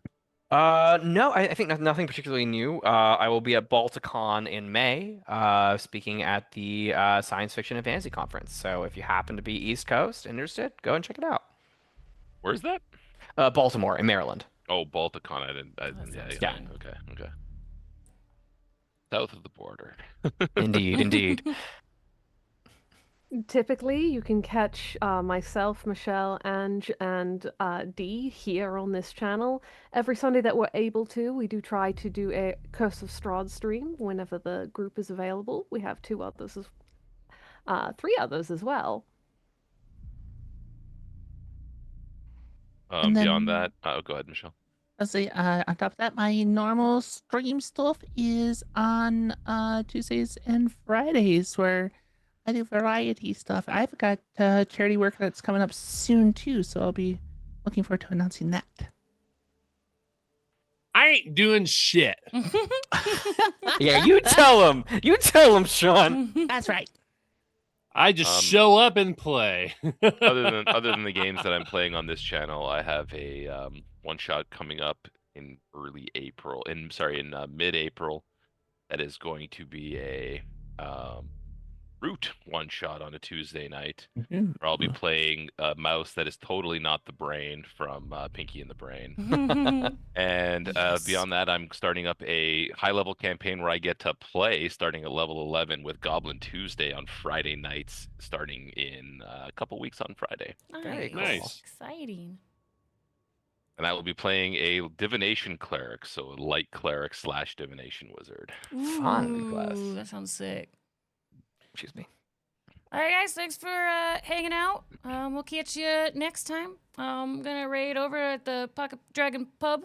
And we'll see you later. Bye. Very cool. No, wait. Oh wait, what? Where? Huh? Oh, the Pocket Dragon Pub. I put it